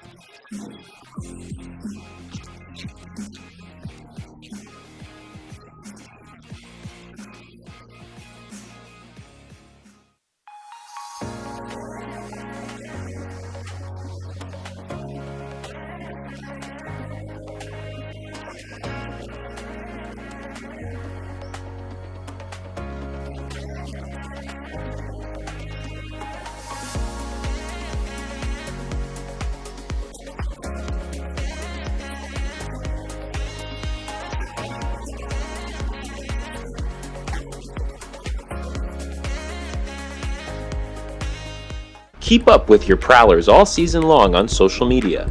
Follow us on Facebook at the Port Huron Prowlers, Instagram at PH Prowlers, and Twitter at PH Prowlers. And you can find more information on our website, phprowlers.com.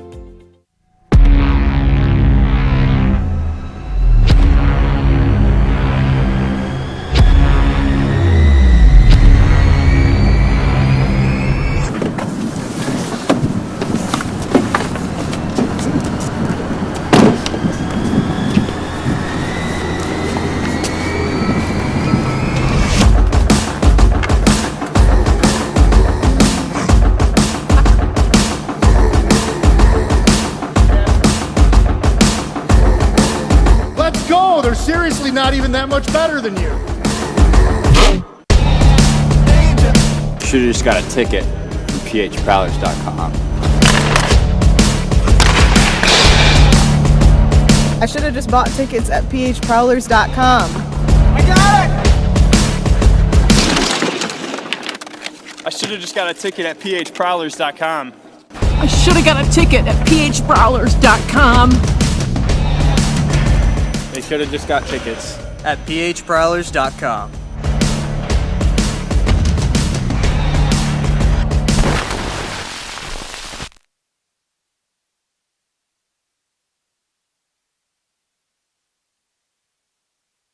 Welcome back to McMorran Place.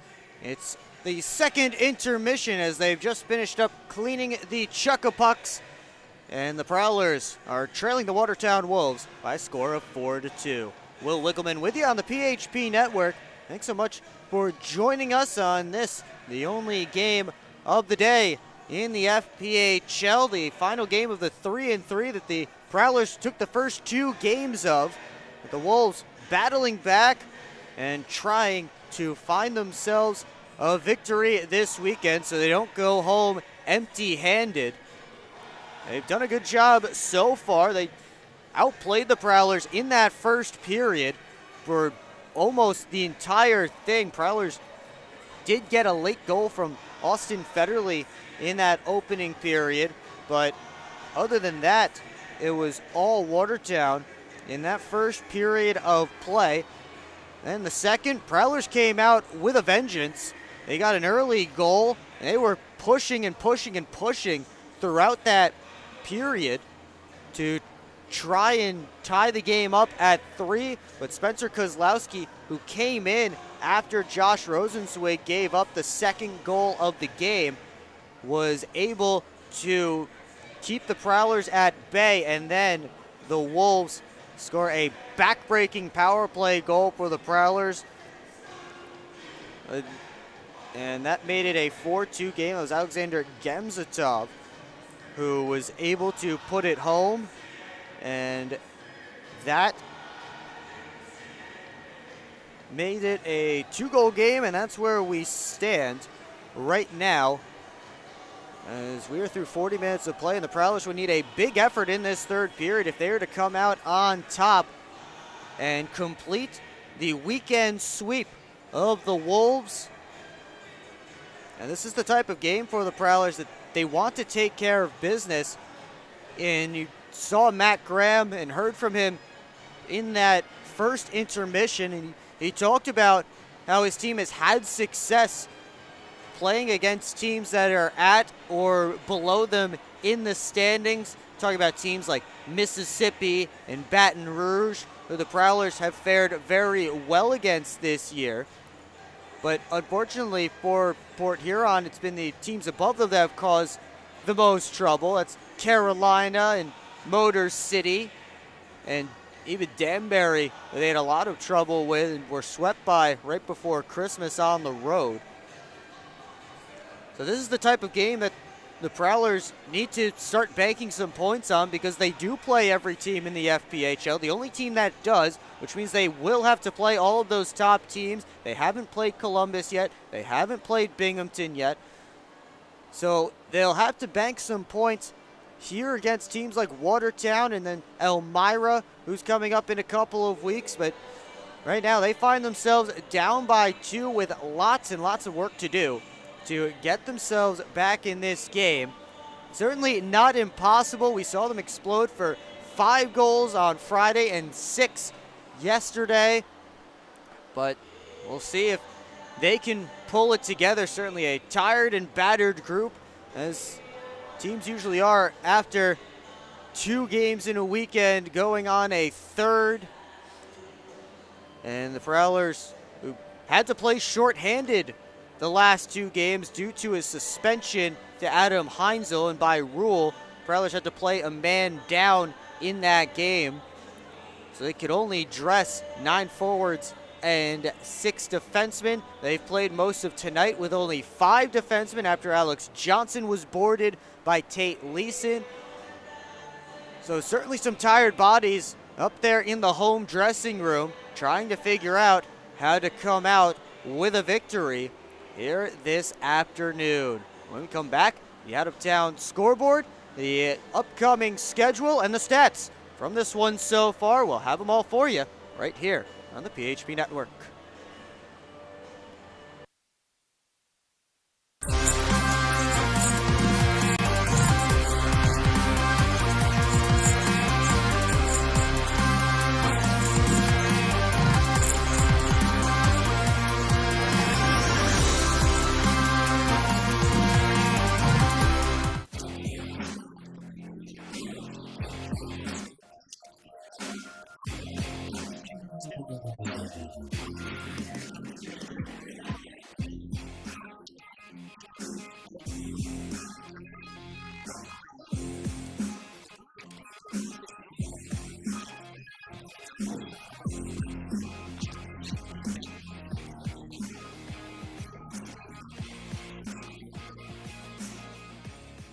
Keep up with your Prowlers all season long on social media.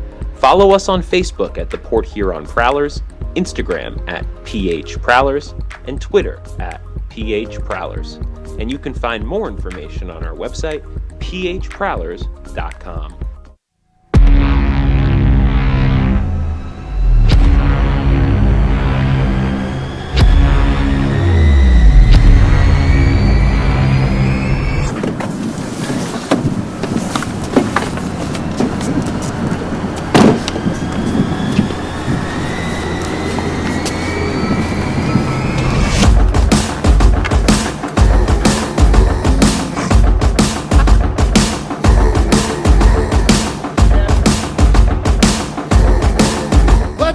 They're seriously not even that much better than you.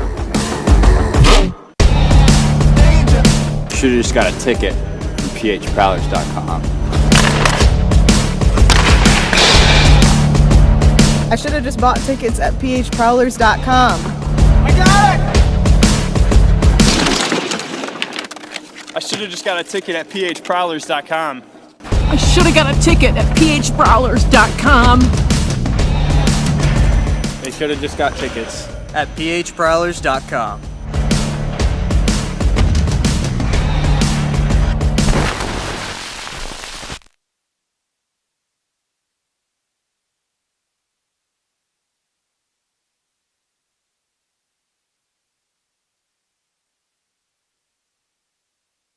Back here at McMorran Place, we're wrapping up the second intermission. It's the Prowlers trailing the Watertown Wolves by a score of 4-2. Will Wiggleman back with you on the PHP Network. Thanks so much for joining us tonight. Before we take a look at the stats from the first 2 periods so far, we take a look at our Michigan sports scoreboard and the big game coming up this evening The Detroit Lions hosting the LA Rams for NFL Wild Card Weekend, the Sunday night game.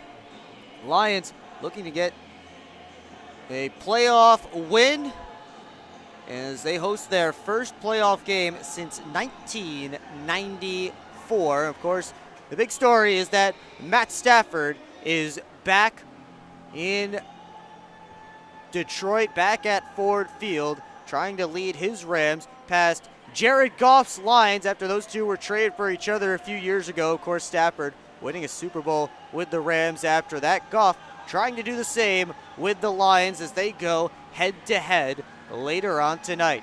Also tonight, the Detroit Red Wings are on the road in Toronto taking on the Maple Leafs. That game was pushed from a 7 o'clock start to a 7:30 start. So now, again, a 7:30 puck drop in Toronto for the Wings and the Leafs in the original 6 battle. Earlier today in Division I men's basketball, Michigan State took down Rutgers with an 18-point win, 73-55 for the Spartans. Malik Hall had 15, Tyson Walker had 13 for Michigan State in the victory. And Michigan State's women's team is on the road and has a 3-point lead at halftime over to number 17, Ohio State. Tori Osment leading the way for the Spartans with 9 points and 6 rebounds in that first half. As they get set for the second half, they just hit halftime down in Columbus. And of course, here it is 4-2 in favor of the Watertown Wolves. Take a look at the upcoming schedule for the Prowlers. Another home and home with the Motor City Rockers on the slate this weekend. 7:35 on the road on Friday, and then 8 o'clock on Saturday. Mitz's birthday Silver Stick game. Lots of fun scheduled for the late night Saturday game here at McMorran Place. And after what happened on New Year's Eve, of course, with all the fights, including Dan Chartrand and Trevor Babin getting into it, I'm sure we will see plenty more animosity between these two bitter rivals come this weekend. And then next week, the Prowlers will visit the Elmira River Sharks for the very first time as those two teams face off. The third team in Elmira in the FPHL. They will face off against the Prowlers for the very first time. This is the first 2 of 4 straight meetings between those two teams as the Prowlers visit Elmira for the Thursday, Friday next week, and then they host the River Sharks here at McMorran Place the following week. Now we take a look back at tonight's game. 4-2 Wolves through 2 periods of play. Prowlers leading in the shots department, 26-17. The Wolves have converted on one of their 2 power plays, while the Prowlers are 0 for 2. And of course, one of those 2 was a 5-minute major to Tate Leeson in the opening period that did not result in a game misconduct. In fact, Leeson scored after that as well. He has 2 goals on the afternoon. That was a big missed opportunity for the Prowlers. They weren't able to score on their second power play either when they had all kinds of momentum and then got on the man advantage, but couldn't get another one back. And now they trail by 2 as we get set for the third period of play here at McMorran Place. As the Prowlers take the ice, we take another look at our PHP Network trivia question, and it will take some work if they can get the 3-game sweep, but that's what the Prowlers are looking for here against the Wolves this weekend. We want to know, when was the last time the Prowlers swept a 3-in-3? And the answer takes us back to last season when they visited the Mississippi Seawolves and also played a neutral site game at the Raising Cane's River Center in Baton Rouge. Prowlers won the Thursday game in Baton Rouge 10-5 and then beat the Seawolves 9-6 the next night in Biloxi, and then 6-5 on Saturday night in Biloxi. And that was a shootout victory with Sam Merritt playing the hero. And that is your PHP Network trivia question. And now we are all set for period number 3. Makar Sokolov in the goal crease to our right, as he has made 12 saves on 16 shots so far. Meanwhile, on the other end, Spencer Kozlowski has been perfect since coming in for Josh Rosenzweig following the Prowlers' second goal. Puck immediately flies out of play, so we get a whistle, and we'll have another face-off. Kozlowski, again, has made all the stops and kept his team ahead. And he'll look to do that again and pick up the victory. As Schumacher tries to cycle it around. Blacksmith to the slot. Leasing had his shot kicked out by Sokolov. As Leeson looking for the hat trick. He has 2 already. That one dumped in by the Prowlers. Wolves keep it moving. Leeson moved it to the middle of the ice. Blacksmith had his drop pass, missed its intended target. Now Chartrand works in. Backhander stopped by Kozlowski, batted it towards the corner, hit a couple of bodies, ends up dropping behind the net. Out to Jones, he fires that one high and wide. Blacksmith up the boards. Prowlers able to keep it in. There's a scrum going on along the half wall. 2 players on each side with another one watching. And now Graham back at center. Forces it to Freeborn. He's in with Federley. Freeborn waiting for help off the bench. Curls back. He'll find Parsons. Moving out with it is Lord. His long lead pass misses its intended target. It ends up on icing against the Wolves. A play they like to do so often. Those stretch passes at the offensive blue line. That time it didn't work. And Port Huron will get an offensive zone draw. They send Evan Foley's line out there. A little bit of line juggling here. Tristan Sim now on Foley's right wing. There's Sim trying to kick it up to his stick. He couldn't do it. And it's dumped around. Foley kicks it out to Sim. Trying to move along. But he drew a penalty as he got slashed there on the wrist. And Watertown will head to the box again. Prowlers to their 3rd man advantage of the game. Trevor Lord, the guilty party. And an early opportunity for Port Huron to pull back within 1 again. And the top unit out there with Mitch Jones on the near side boards up at the point. Hasn't been able to hit the target with his one-timer much tonight. And now he has it taken away by Leeson, who's trying to work up. Freeborn got back quickly. And Leeson knocked down by Freeborn behind the net, and Freeborn's going to get a penalty. And Leeson rolling around in the corner. Looks like he's grabbing at his right shoulder. And the Watertown training staff coming out onto the ice. That will negate the final 141 of the Prowlers power play. Holding is the signal against Liam Freeborn, and Leeson doubled over. But back to his skates. He'll head over to the Prowler, or the Wolves bench, excuse me. We'll play 4-on-4. Face-off will stay deep in Prowler territory. Leeson slowly making his way to the Watertown bench.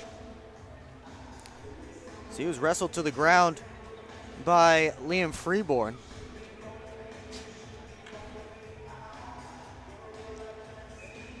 So 4-on-4 is what we have. Mercurio and Graham to take the face-off. Tied up there, and Sokolov will cover up the puck. And we'll get another face-off to Sokolov's right.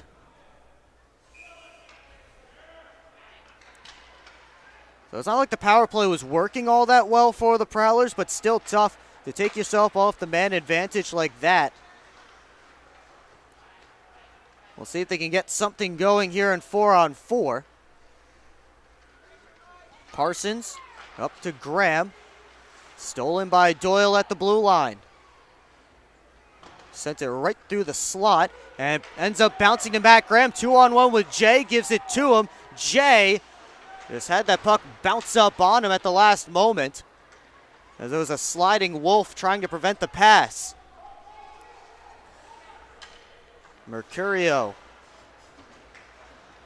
circles back. Both teams get some changes.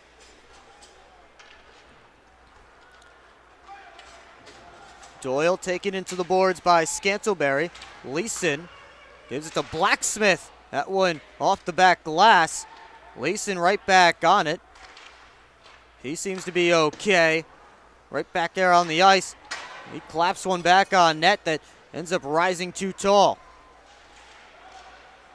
Blacksmith gives it in. Leeson stopped by Sokolov. Now here comes Merritt trying to work out the other direction. And he knocks down Sergeyev. Scantleberry cleared it all the way down. I think he thought it was a penalty kill, but not yet. Still 7 more seconds left on the penalty to Trevor Lord, and then it will be an abbreviated 19-second power play for Watertown.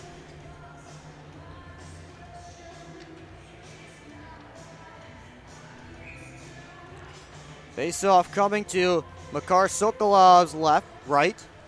Wrist shot off of Sokolov's glove and flies out of play. So now the Prowlers will be able to get the change and put on the PK unit, which will have to go to work in 3 seconds.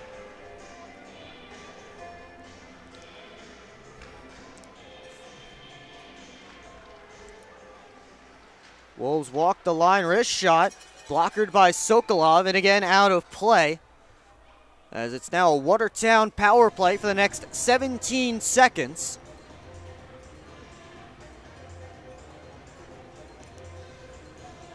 Watertown getting the power play unit out there.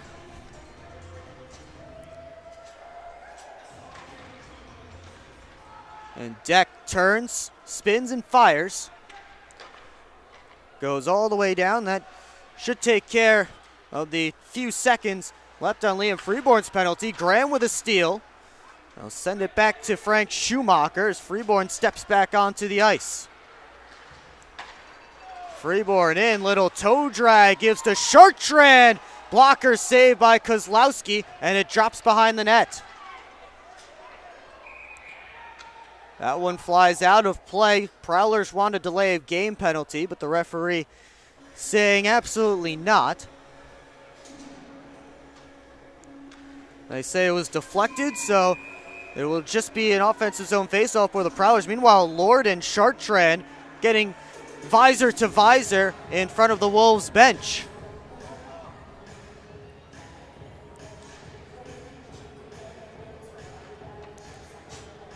Everybody separated back to their respective benches, and now we're set for the face-off. Lord actually comes out to take the draw against Matt Graham, and Graham wins it clean. Parsons sends it down and around, pops through the crease. Nobody there for the Prowlers, though, and Henning backhands it the length of the ice. It will just get enough for icing. And now Port Huron will make a change. send out Schumacher and Jones.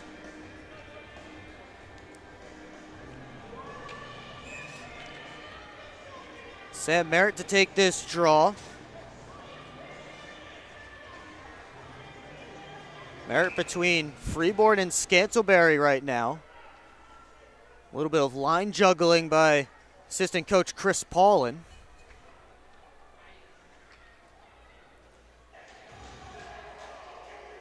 Now they get set for the faceoff, just making sure that Freeborn and Henning are as far back as they're supposed to be, and Henning able to tip it out of the zone. Jones plays it up to Schumacher. Now back to Mitch Jones. He'll go for a skate. Wires it around. Merritt flying in for the puck. Sends it behind the net to Freeborn. Curling up to Jones, who is in deep from his defensive position, leaves the puck there. Cycle continues on for Merritt. Taken into the wall, Henning took the puck. He finds Lord. Working up with Gamzatov. Lord all the way around. Gives it to Gamzatov behind the net. Now Tomasi. Doyle at the point. Wrist shot, knocked down by Sokolov. Puck sits there in the slot. And Scantlebury will skate out with it.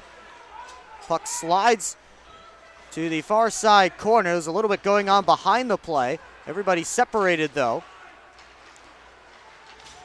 Puck was loose, and now Wolves skate up with it. Comes across to Tomasi, and Parsons got his stick in the lane. Tangled up in front were Deck and Botero. The linesmen come in to separate them. We'll take a timeout. Still 4-2 Wolves. 14-11 left in period 3. You're watching Port Huron Prowlers hockey on the PHP Network. I'm proud to serve farmers because everything they do matters. If I could choose one word to describe a farmer, I would say essential.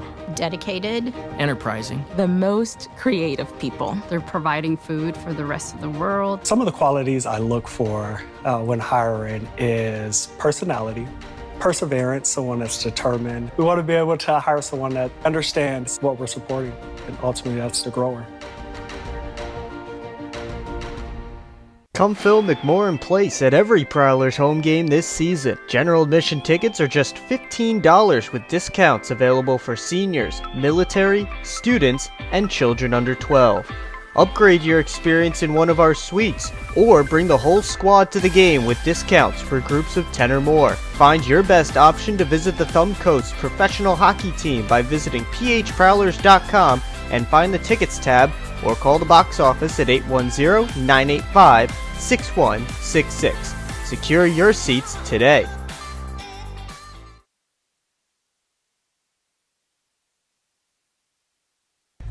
Back here at McMorran Place, Prowlers still trail by 2, and they're trailing in shots on goal in this period 4-1 in favor of the Wolves.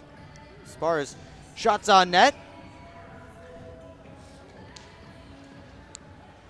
they do get this defensive zone face-off as they try and work it out. It's gloved down at the line by Sergiev. Now poked along by Scantlebury. Freeborn gives it back to Scantlebury. His shot knocked down by Kozlowski, who's been strong this afternoon after playing the whole game last night and coming in cold for Josh Rosenzweig early in the second after the Prowlers made it a 3-2 game.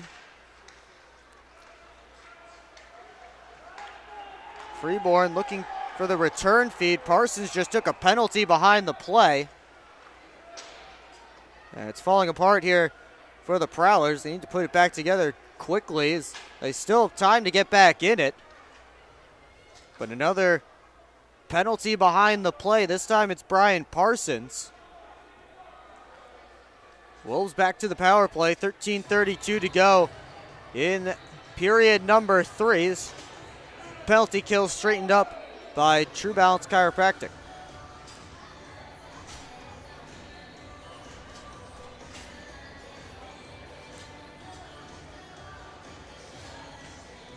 .2 minutes for Brian Parsons. And the Prowlers, again, already down a defenseman. Have one sitting in the box. Austin Federley will fill in on defense. Off the face-off, it's Sauce to Leeson. Now Blacksmith from the corner, back to Leeson. He lost the handle, got it back. Mercurio feeds Lord, one-time blast goes wide. Karams all the way to the boards, and Graham on the second opportunity gets it out. Jay had it stolen by Leeson and neutral ice. Mercurio trying to work back in. Prowlers prevent that. Now comes in, but Federley chops it out. Then the pass back escapes its intended target.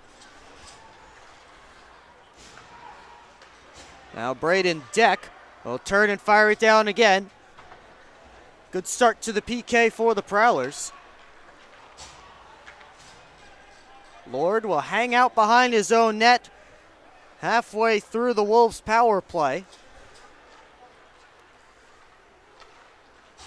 Watertown completes a change. There's Tomasi kicking it along. Ends up in the Prowlers' end. Botero couldn't put it through Jones.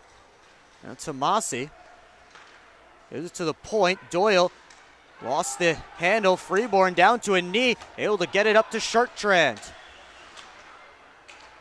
He feeds it back to Deck. Prowlers wasting time. 30 seconds left on the kill. And Jones fires it all the way down. Merritt hustling after it. Kozlowski keeps it away from him. There's Gamzatov dropping it off. Wrist shot stopped by Sokolov, and his mask comes off his head. And now some battling going on in front. Merritt involved.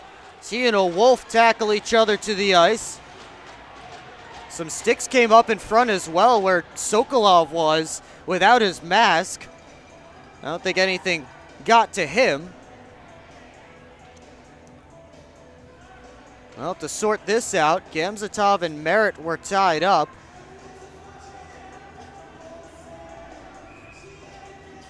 Merritt will head to the bench. 11 seconds left on the power play for Watertown.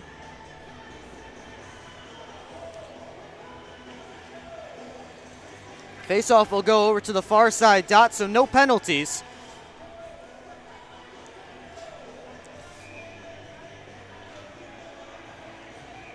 Parsons getting set to come out, and Mercurio gives Federley a shove to the face, and now those two getting acquainted.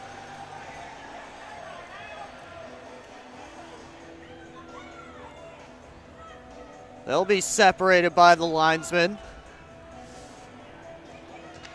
And some more nastiness between these two teams coming up.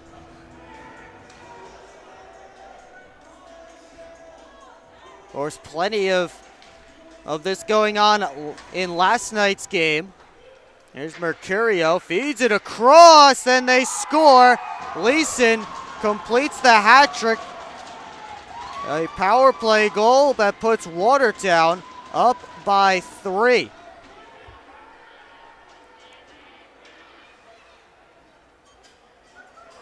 Mercurio found Leeson, who made the power move to the net, dragged it all the way across, and the Wolves make it 5-2. 11:36 left to go in this third period. Prowlers need one more. And Federley will step out onto the ice to join Matt Graham and Dalton Jay.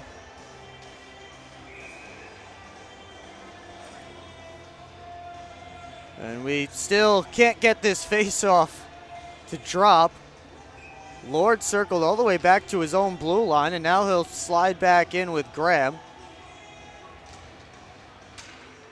And now we're ready to go. And now Graham and Lord drop the gloves. They're tied up, and Lord throws a couple of rabbit punches as they just tackle each other to the ice.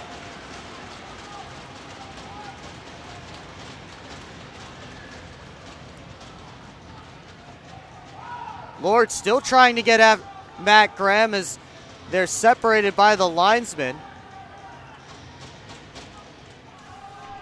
Right off that faceoff, Graham and Lord. They were jousting and then they dropped the gloves. Didn't really get too much in, but they were able to at least pick up their fighting majors.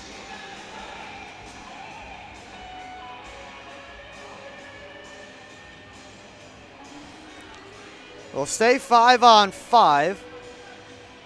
11:25 left to go here in the third period. And off this face-off, Wolves control. Prowlers still trailing by 3 with not too much time left on the clock. Still enough to make a comeback, but they'll have to get to work. Freeborn backhands it in. Sergeyev up the wall. Pavlov gave it to Gamzatov, who taps it out. Trying to feather it through Young. It ends up behind the net. And Scantleberry work up ice, looking for Freeborn. That puck hopped away from him. Comes back into Prowler territory. Young curling, moving up ice slowly. And with the Wolves in the midst of a change, 5 Watertown players back. So that forced back Young. Now the puck bouncing around in neutral ice. And the Prowlers have a penalty for too many men on the ice. So Port Huron back to the PK. And it was pretty obvious there was too many men on the ice and nobody going off for a change at that whistle.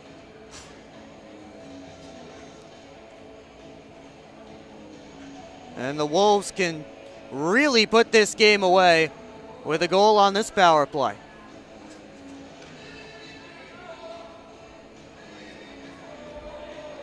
Merritt and Blacksmith getting set for this face-off. Caleb Williams will serve.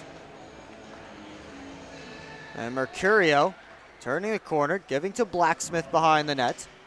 Out to Leeson, who has the hat trick already tonight. Blacksmith again. Leeson has it touched back to him. Good boot at the point. Wrist shot gloved by Sokolov. He'll hang on.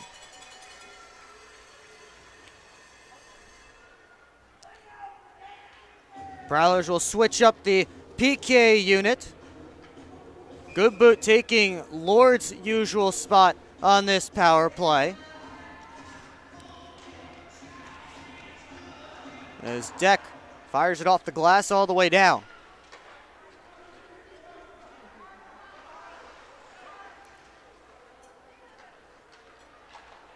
Quick up. It's Pavlov feeding across to Mercurio. Weaves his way in, finds it Blacksmith. Good boot. Over to Pavlov. Seam pass to Blacksmith. Lost the handle trying to shoot. He has it back. One-timer by Leeson. He fanned on it. Blacksmith tried to put it back on net. Now he's knocked down behind the net.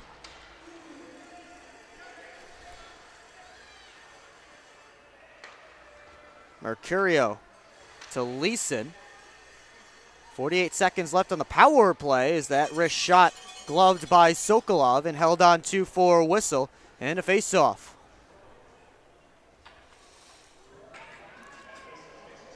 Wolves trying to break out of a 5-game losing skid. And they'll have more power play time when we come back. You're watching Port Huron Prowlers Hockey on the PHP Network.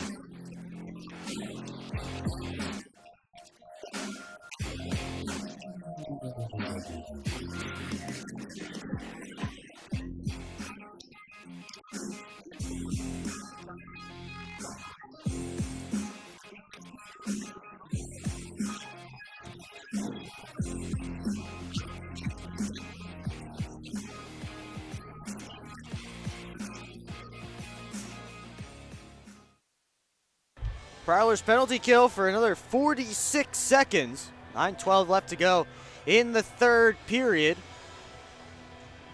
As the Prowlers trail by 3 to a Watertown team that they were able to dominate over the last 2 nights, but not this afternoon, as Watertown has seemed to find an extra gear that the Prowlers just didn't have in them after a long weekend. And Tomasi goes around the net. And this is the first weekend for the Prowlers since the 7-9 over the course of the last week. And of course, they have to play a 3-3 coming off that 7-9. At times tonight, this afternoon, they just looked out of gas. But no travel for them. They'll have time to rest up this week before the next series against the Motor City Rockers.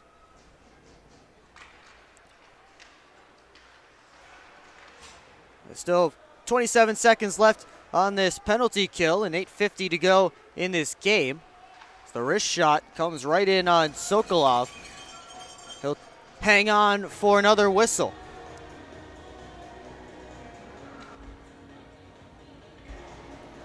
Foley set to draw with Botero. Some different guys getting looks here on this Watertown power play. Doyle walks the line. Gives it over. One-timer kicked out by Sokolov off the stick of Sergiev.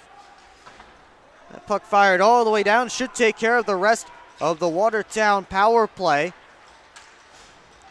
Williams out of the box. Quick shot towards the net by Leeson. Was blocked away. Schumacher turned and fired it.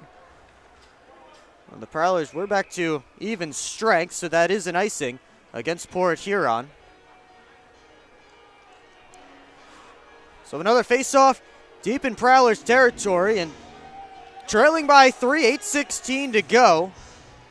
There is some time, but they'll have to get things going quickly.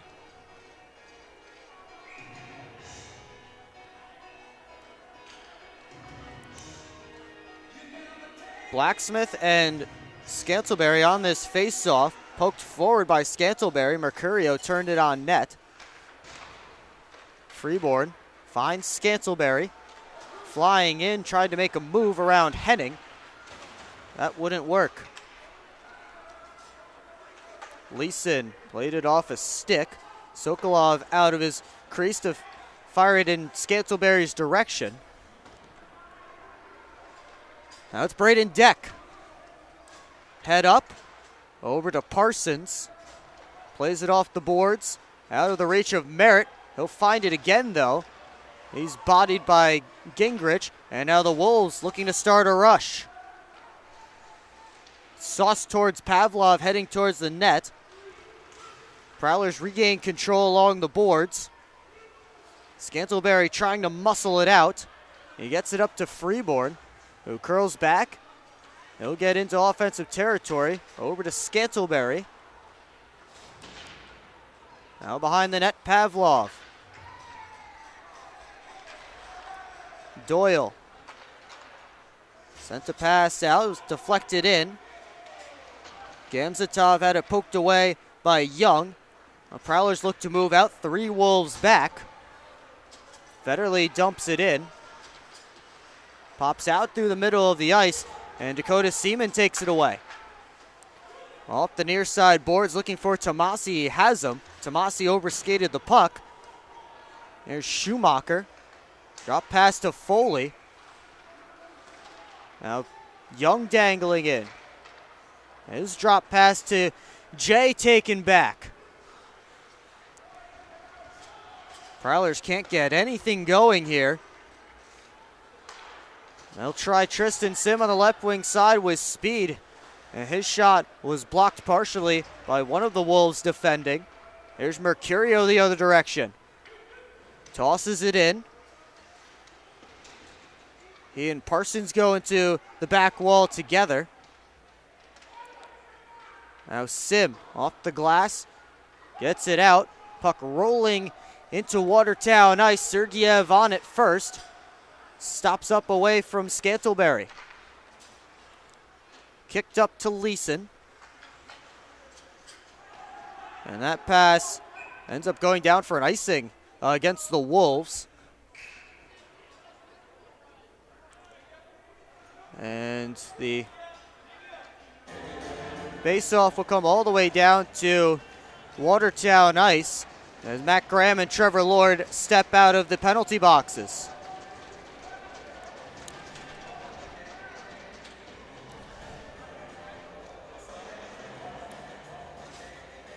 Face-off will be deep in Watertown territory as the Wolves seem to think it's a media timeout. It was an icing against Watertown, but the Wolves are getting themselves some extra time to hang out on the bench.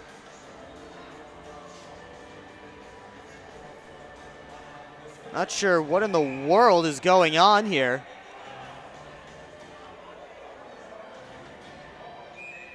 And finally, we'll drop the puck. Federley in the corner, had it taken away by Gingrich. Parsons has to shoulder that one. Turnaround try by Pavlov, goes right through the crease. Bounces around in front and poked out by the Prowlers. Pavlov looking to go back the other way, 2-on-1 if they hurry. Pavlov drops it off, looking for Lord. Freeborn came back to intercept. Chartrand starting out the other direction. He'll dump it in. Kozlowski plays it and rims it up this side. Jay, fresh off the bench, able to keep it in. Graham behind the net, trying to turn it out in front. Hit a skate. Deck at the line. Couldn't wrist it through. Under 5 to play in the third period.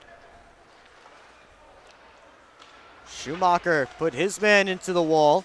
Lord 1-on-1 with Deck. Lord will take it all the way around. His wrap try was stopped by Sokolov.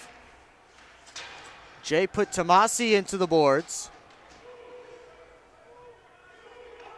And now pulled out by Graham out of the scrum. Schumacher up to Chartrand. Jay tips it in. Kozlowski down to stop it.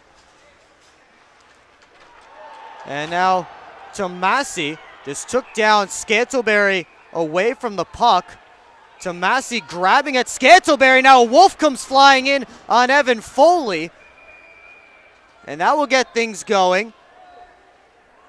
It's Dakota Seaman who just grabbed Foley from behind. Seaman wants to fight. Foley pointing at him. Both linesmen are keeping them separated. Foley and Seaman still barking at each other. Meanwhile, Prowlers trainer Bridget Smith is checking on Scantlebury.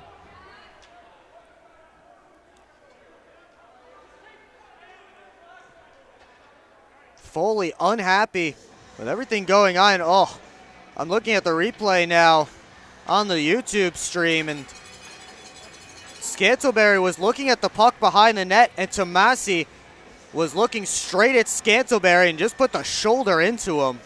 Away from the play, right in front of the net. And that's just that's a tough one, and Tucker Scantlebury's headed to the locker room in some pain. And that is not a good play from Tomasi. As Scantlebury had his eyes behind the net where the puck was, and Tomasi was locked in, number 17 in white. I don't think Scantlebury ever saw him.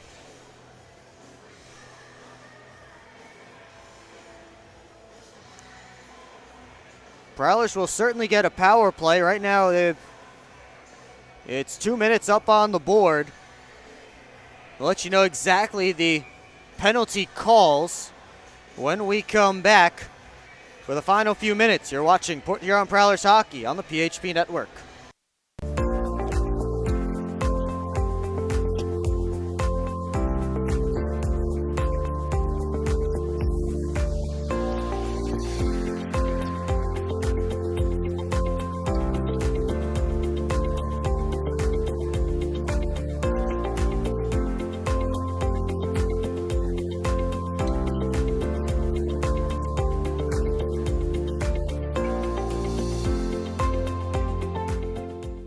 At Hungry Howie's, we're famous for flavor, and this is our Chief Flavor Officer.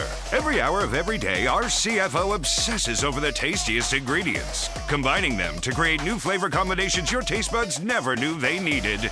Until now. Introducing his latest master pizza, the Pepperoni Duo. A delicious combination of classic cut pepperoni, original pepperoni, 100% mozzarella cheese, and our famous flavored crust. 2 kinds of pepperoni, all kinds of delicious. Hungry? Howie's! We invite you to tune into our next broadcast on Friday, January 19th, when the Prowlers visit the Motor City Rockers. Puck drop is scheduled for 7:35 p.m. and the pregame show starts at 7:20. It's all right here on the PHP Network. Prowlers trailing by 3. They lose Tucker Scantleberry. They lost Alex Johnson in the first period on a couple of plays that were penalized. And Makar Sokolov will head to the bench. Prowlers will play 6-on-4 with 4 minutes left to go in this third period. Federley sends it across. Jones gives it back to him. Federley towards the back door. That pass was blocked away. Federley has it again. He gives it to Merritt in the corner. Sim parked out in front. Jones over to Freeborn. Back to Jones. Touches it to Federley. His pass across blocked by Dustin Henning. And then the pass to Freeborn hops over his stick and out. Federley gives it to Merritt. Back to Federley. Merritt again.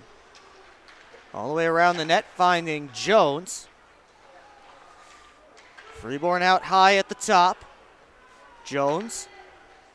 Freeborn again. Approach 3 minutes to go. Federley, the one-timer, didn't get all of it. Freeborn plays it down to Federley, who gives it back. Graham in front looking for Sim. He was collapsed on by a couple of Wolves. Jones keeps the puck in, and his drive sticks to Kozlowski, who will hang on for a whistle and a face-off. Officially, it's Tomasi for interference, and then Foley and Seaman getting matching unsportsmanlike conduct penalties. The penalty isn't up on the clock right now at McMorran Place, so I'm not sure exactly how much time is left on it. We'll let you know as soon as they release Tomasi. I think now is they were looking up at the scoreboard, but they decided that they'll figure it out. And now the Prowlers have taken a timeout. Chris Paulin will talk it over with his troops, as this one has been all Watertown for the first period and the third period. Wolves outshooting the Prowlers 12-4 in the third period. Prowlers have the shots advantage for the game, 30-29, but Watertown has outplayed Port Huron for the better part of this game, and a tired-looking Prowlers group who has played a ton of hockey over the past 2 weeks. Finally catching up to them here after they dominated the Wolves for long stretches of the last 2 games. 3-goal win and a 4-goal win, or couple of 4-goal wins for the Prowlers these last 2 nights. But it's tough to beat any team in this league 3 games in a row, and that is showing proof here tonight, or this afternoon, as the Prowlers trailing by 3 with under 3 to play. They lose the faceoff, but Sims first on it. He gives it to Federley. Graham back to Federley. Now to Freeborn. Wrist shot sticks to Kozlowski. He'll hang on for a whistle and a faceoff. 23 seconds to go in the Prowlers' power play. Graham and Mercurio back in the circle. And off the draw comes to the corner. Now Jones to Freeborn, gives it right back. Freeborn has it again. Jones, one-timer, and Kozlowski went ducking as that one caught the back glass. That should take care of the rest of the Prowlers' power play. That is the final 5 seconds ticking off. We're back to even strength. Federle dumped right in front of the bench. Another penalty coming up against Watertown. And as the Wolves touch it, Prowlers right back to the man advantage. And Federle getting after Botero a little bit, who dumped him from behind right in front of the Wolves bench. And those two have to be separated. The 6'4" Botero and 5'6" Federle barking at each other. Now Liam Freeborn is being sent to the box.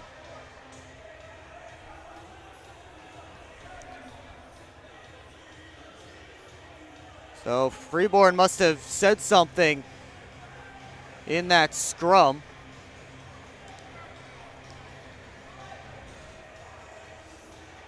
It's my only reason why Freeborn would be going to the penalty box. And we'll play 4-on-4, but the Prowlers still with the empty net. Means it will be 5-on-4.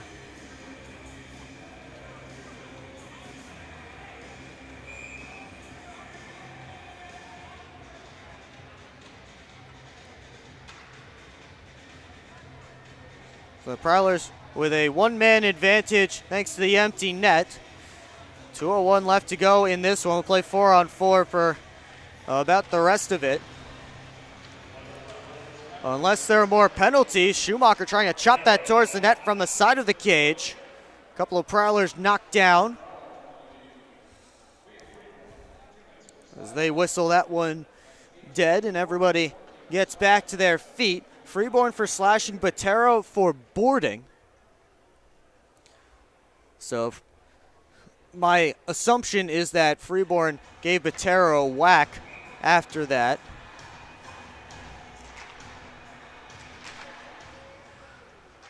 There's Jay towards the net, stopped by Kozlowski, who's had a strong night, bouncing back from a rough one last night, which he gave up 6 goals on 31 shots, or on 37 shots.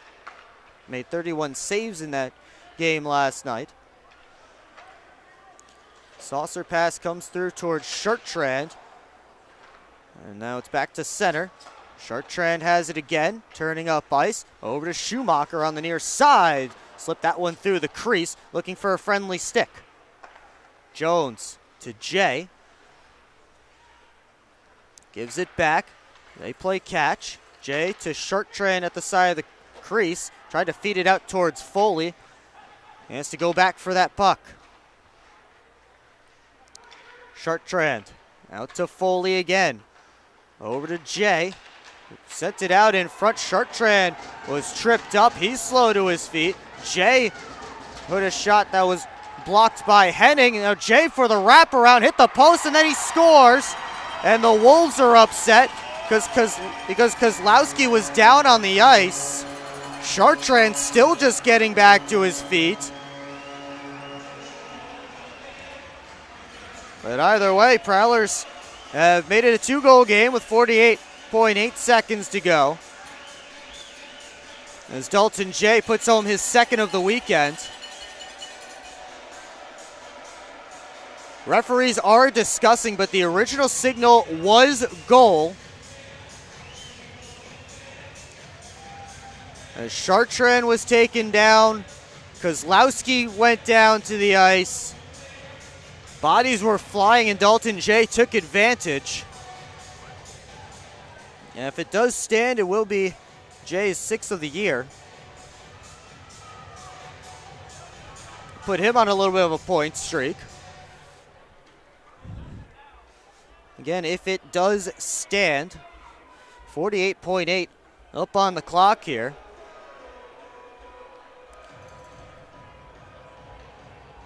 Lord and Jay having a conversation at the top of the referee's circle.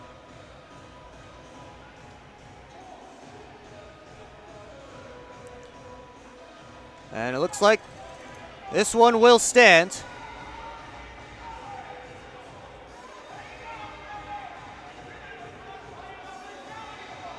48.8 up on the clock. Prowlers trail by 2. Still technically 4-on-4, but Sokolov is on the bench, so 5-on-4 advantage for the Prowlers. Jones feeds it over to Parsons. He'll rim it around. Kozlowski rims it back. Wolves pick it up. Can't get it out, though. 33 seconds left on the clock. Shot on net. Kicked out by Kozlowski. Jay keeps it in. Merritt had it taken away. Rimmed up all the way back down. This will be icing against the Wolves with 20.3 seconds left to go. In all likelihood, looks like it will be a Wolves win. Looks like they'll get on the board this weekend against, barring a miracle here for the Prowlers. Kozlowski is having a conversation with one of the referees in his goal crease because he's still upset about that last goal. And now Watertown has decided to take a timeout, but they said no. Referees say no. They say he waited too long to take the timeout, so no timeout coming. Jay gives it to Schumacher, wrist shot right into Kozlowski. He'll hang on. 16.2 up on the clock. Looks like we're just waiting to close this one out.